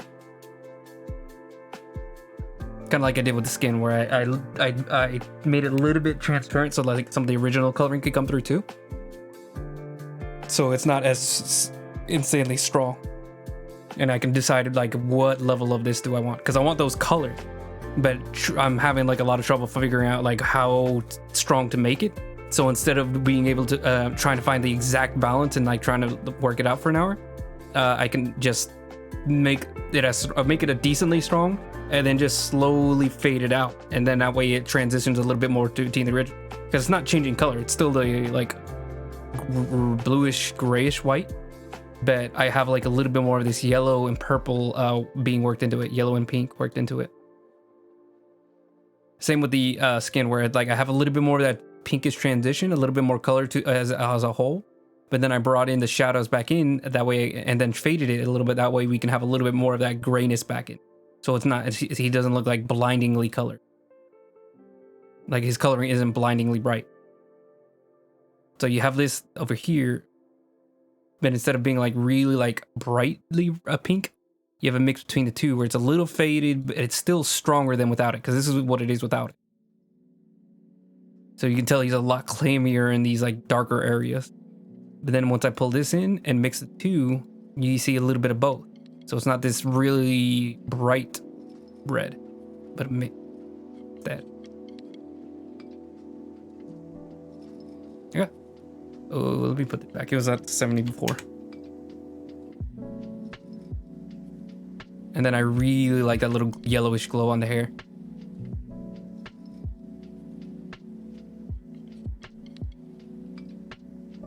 I'm gonna call this hair gradient map group. This just represents the whole gradient map experience, where I separated it, duplicated it. Then this is gonna be the same as well. Skin gradient map group. Then these are still like the originals on everything.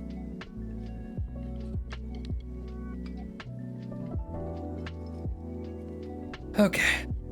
So all I did there was just a little bit of bringing up the color in the hair and the skin. And I think that's all I really want there.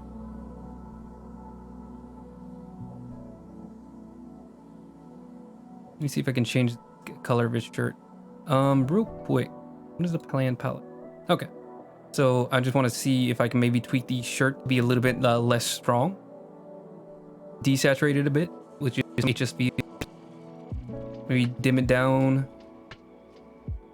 Saturate it a bit.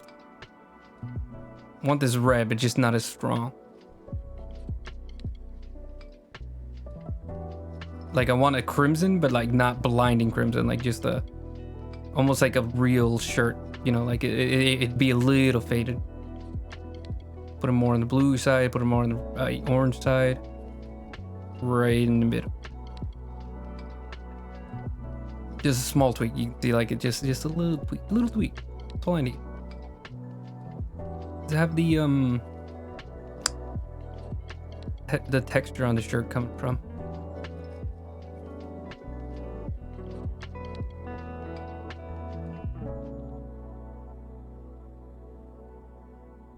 Why can't I see the weave of the shirt? I don't remember which layer that.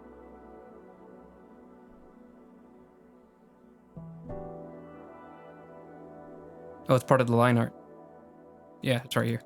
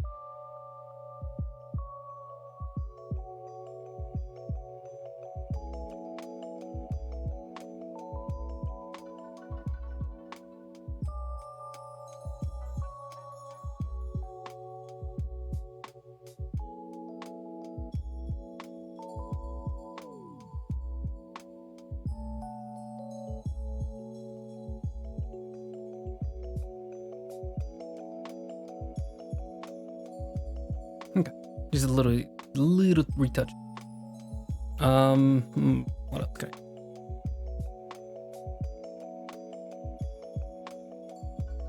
Oh, the shoes need working.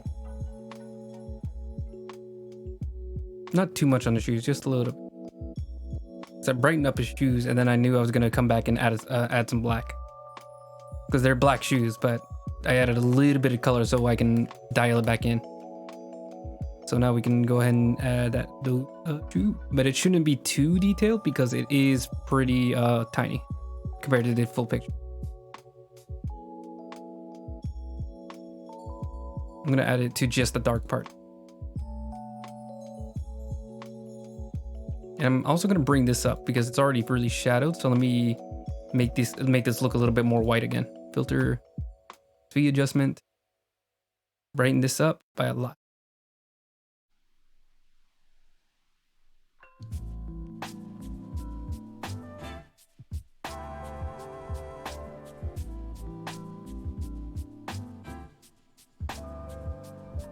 Can I just like duplicate it?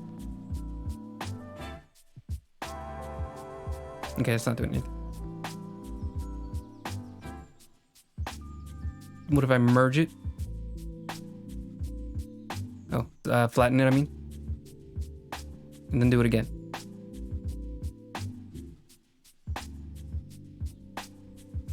Okay, good talk.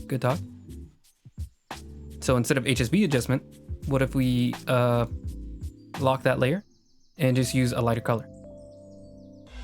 This is like bright white, so let's just see what this does. Is that really what the brightest light can do?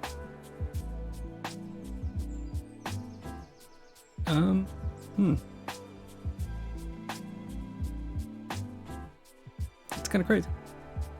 Not gonna lie, Chief. That is wild. Anyways, we'll worry about that later. Let's focus on this. Gonna make this a multiply. I'm gonna even make it just the purple instead of just straight black, because I think it should get plenty dark with this anyways. Maybe I'll add a black as a second coat.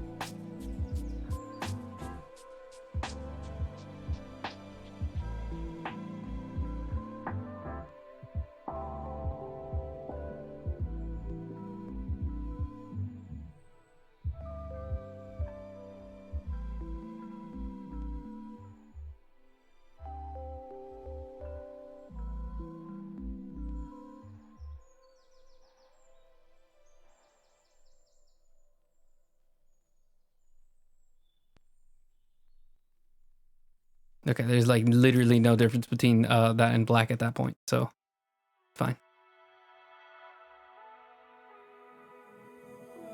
All right, and let's see, can I would have to go all the way to the very top to do this, I think. Yeah, above these shadows in order to brighten up the shoe.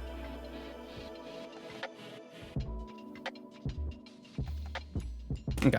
How would I do this? So I would select the shoe. Select from opaque, place. Select. Oh, no. Select, replace. Okay. Select, and I think select intersect. Okay, so that makes it to the shoe.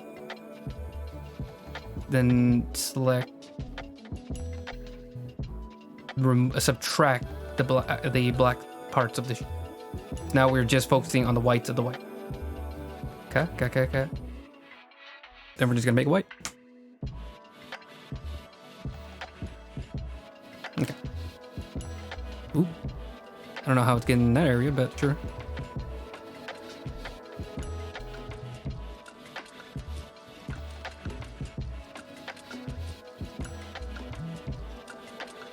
Take it off of the sections over here, where I definitely did not intend it to be. Select. I think we can deselect now. Select.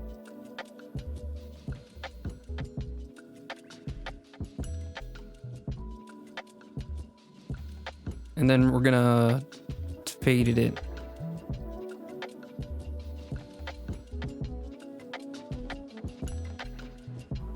any way to get it to mix? Oh, hello. Okay, that's almost what I want.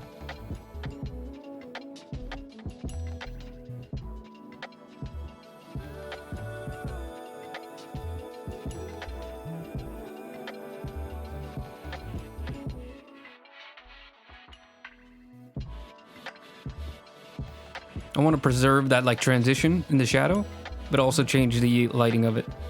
So I'm trying to find the balance.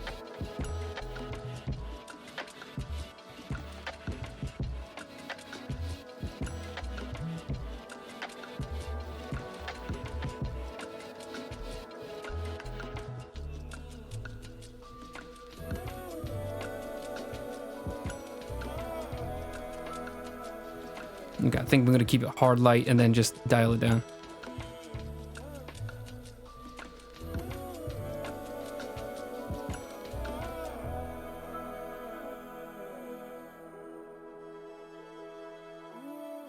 Okay, then I'm probably gonna dial down the shadows over here.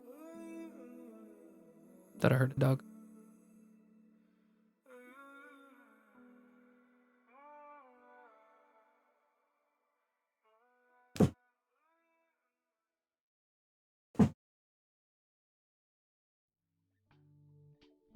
Place, fake. Then we're just gonna grab the whole because I think I need to brighten even the bottom because they are just almost non-existent. Like intersect.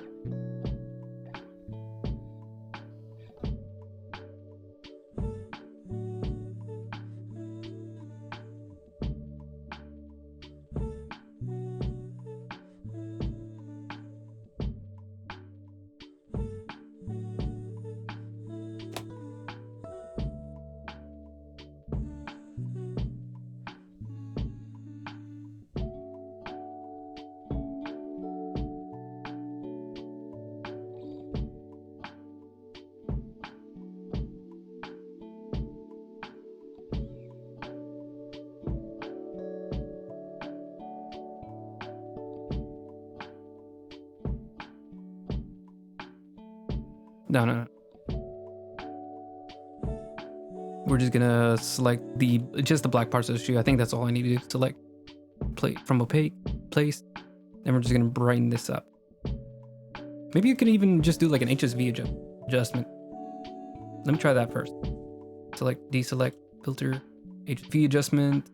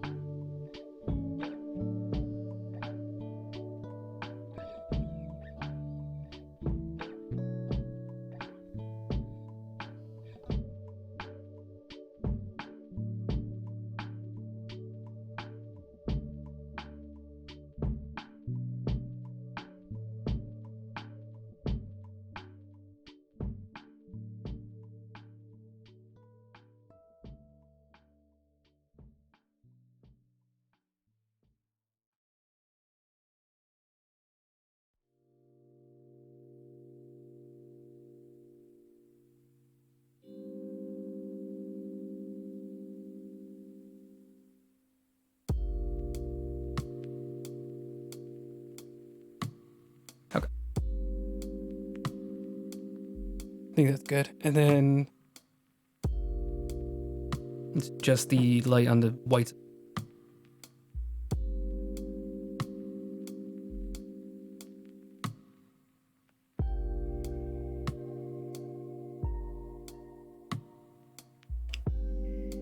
There. All right. So that's that. I think we're good now. Maybe just playing with the line art.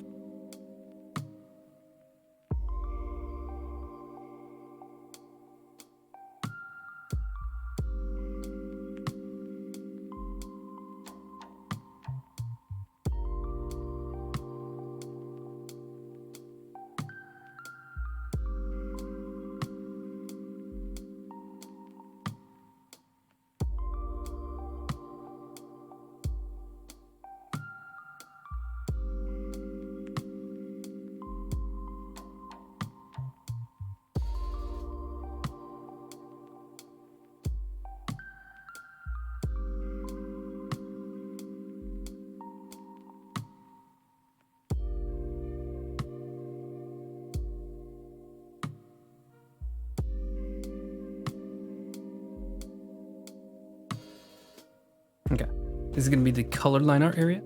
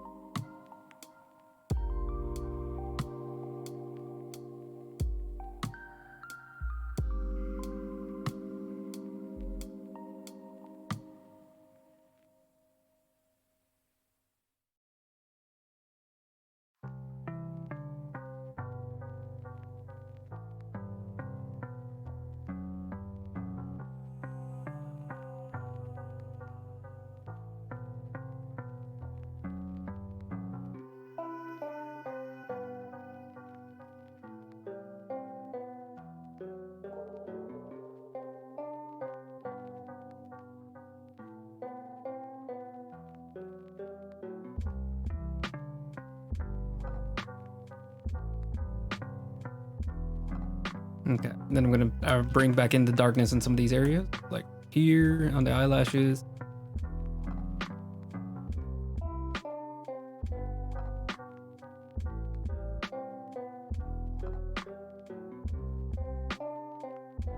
Maybe underneath the nose.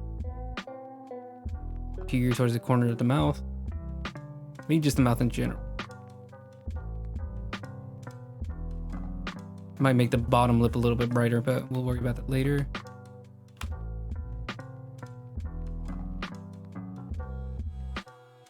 Then definitely gonna do the eyebrows.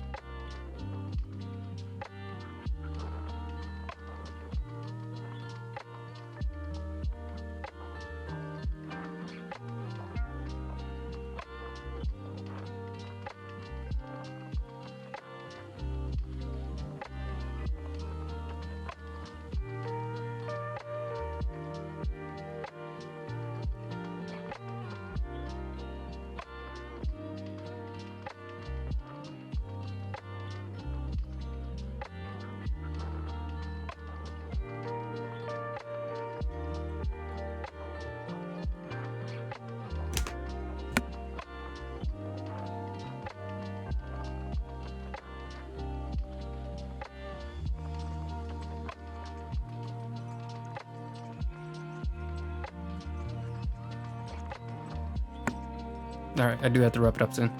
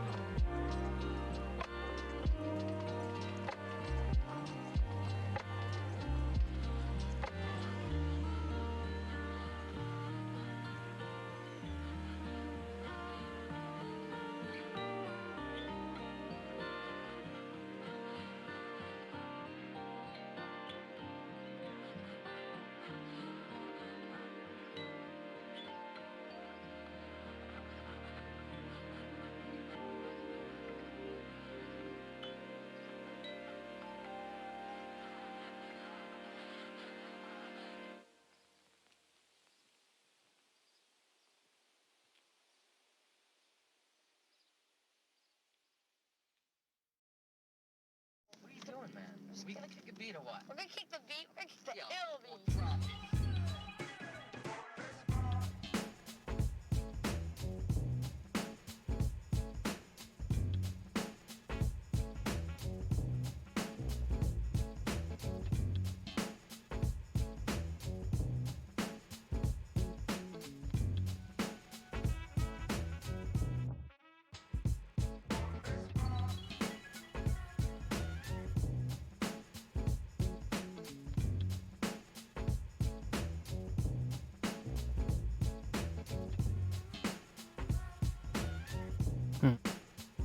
I don't like that.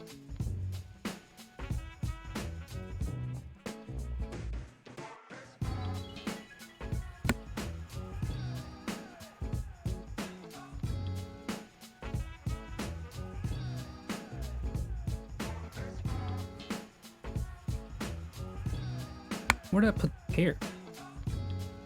Oh, it's in the, I just closed the colors group. Go here. I think I'm gonna have to do it twice because I do have both layers. And then I have to go down to the original. Get that right too.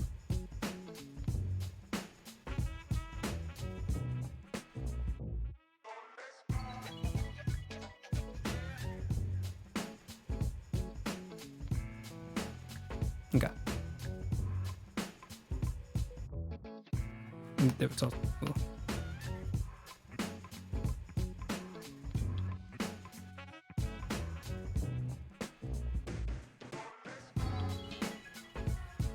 I forgot where I just raced a second ago. That's all right. That's all right. Take a look. Where's the this one?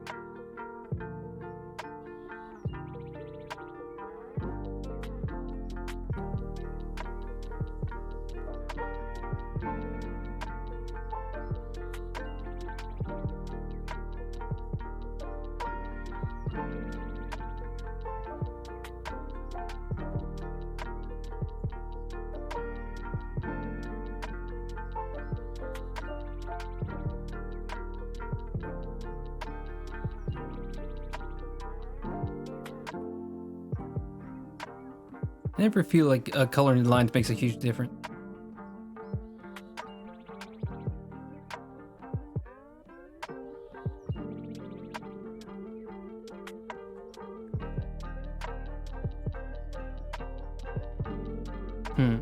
I don't know. I think I'm just gonna color the...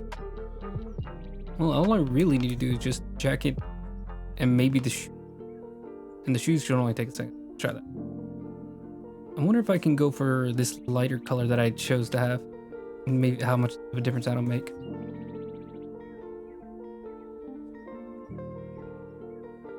Okay. Then maybe this darker blue that I'm using for some of the grayer colors. And trying to put that in.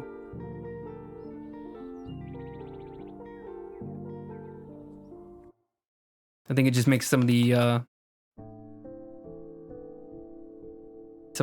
areas where I try to put in the color a little bit more noticeable. But I need to also keep it like reasonable. Making sure it's not too...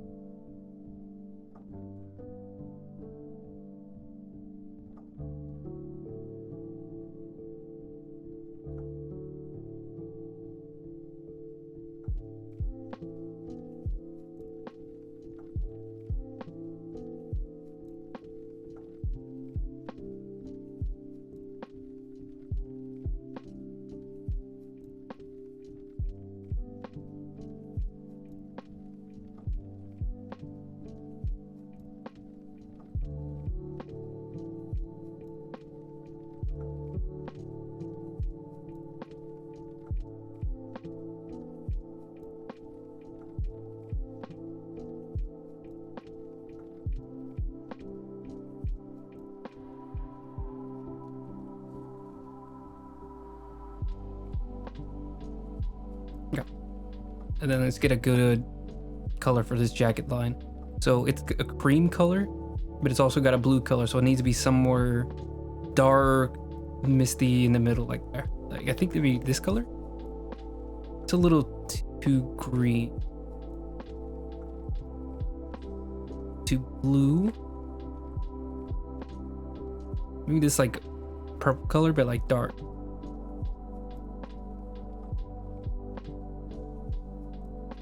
Too dark. Too purple.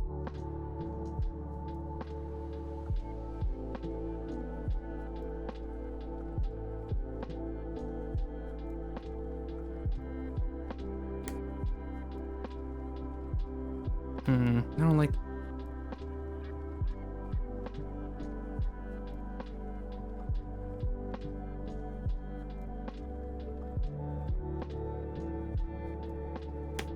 Yeah, let's go for this earthy tone.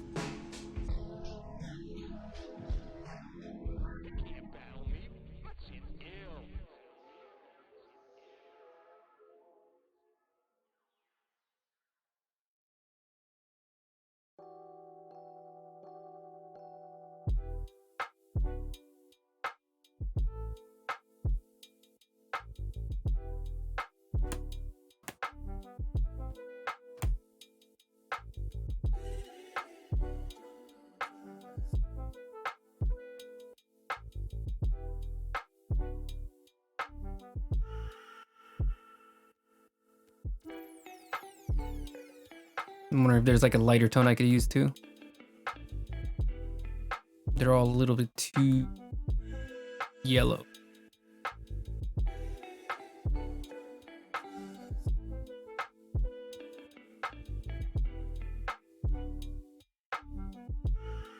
Something a little bit closer to this like manila color.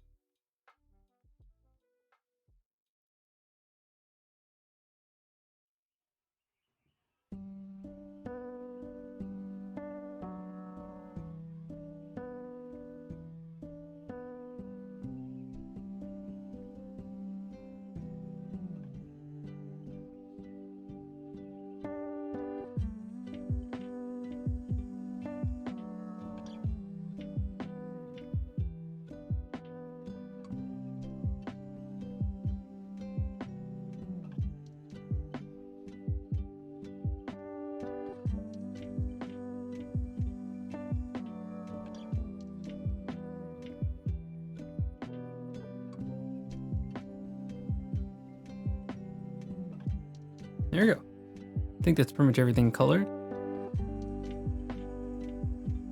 All right, then I just need something for the back.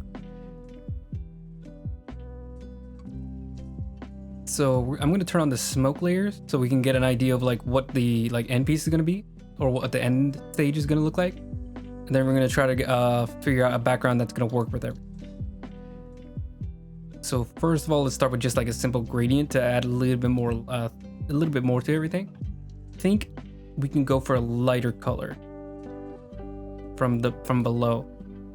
We can't do it on top because his hair is like the brightest part of the drawing. No. And then if that doesn't work, let's try going the opposite way then.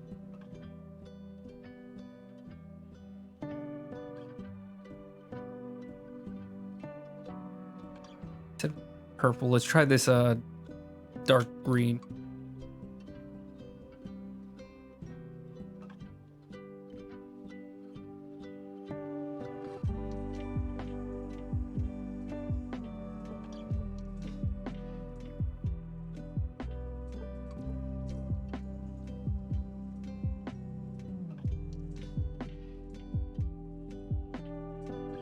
And then maybe just like slap on some textures. Oop, that's not what I wanted. Okay, I didn't do anything. That's good.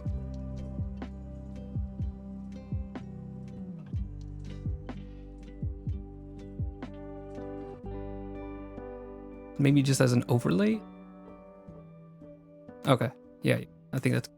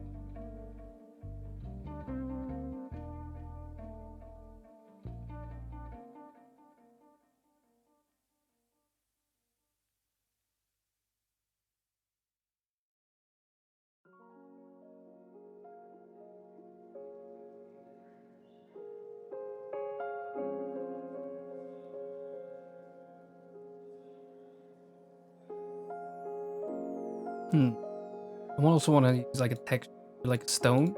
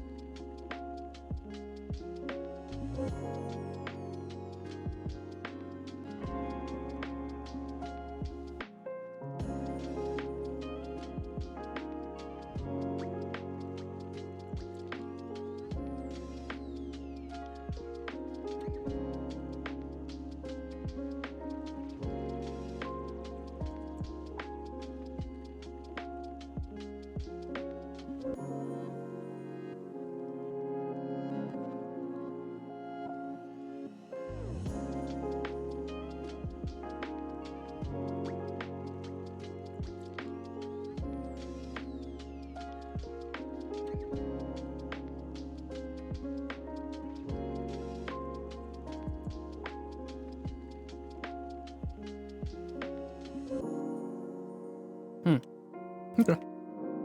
Wow, I don't know what just came out of my mouth. Okay, there we go. All right, I think I'm gonna call it there. We're gonna need just one more session in order to get things all sharpened out and finished. But we are nearly there. I think I just need to do some more lighting. Yeah, just some lighting and get that smoke effect all rendered out. So it shouldn't be too long of a stream, thankfully. That would be very tough to get another stream that is a huge amount of time. This one was already huge enough. But I'm gonna go ahead and hit save and go ahead and sign off. So thank you for anybody who was here today, even if you were just catching the stream for a few seconds, or if you're catching the archive stream that goes up on the YouTube channel later. Last week I took a long time to get to the archive. It was a little rough. I needed to clip like 8 minutes out of it, but YouTube's editor is just insane. All right. But yeah, I appreciate everybody who's here, and I hope you guys managed to make it to the next one, which was every Tuesday at 6:30. I don't know if I have anything. Let me double check real quick.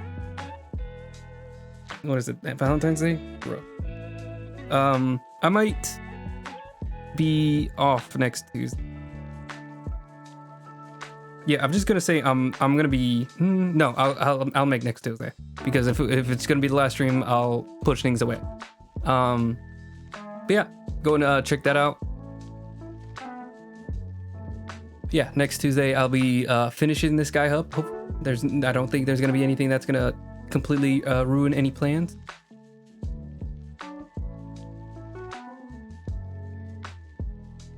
But yeah. Make sure to check out my Instagram. I have an Instagram link down below. It's linked down below, and you can also see it on the banner on the very bottom. But yeah, that's mostly where I post artwork. You'll see the piece that I posted earlier today. I showed it all here on stream. But if you didn't catch that, always my stuff is always most up to date on my Instagram, as far as putting out work and things going on with my life. Make sure to check out my DeviantArt if you feel like seeing some of my older pieces.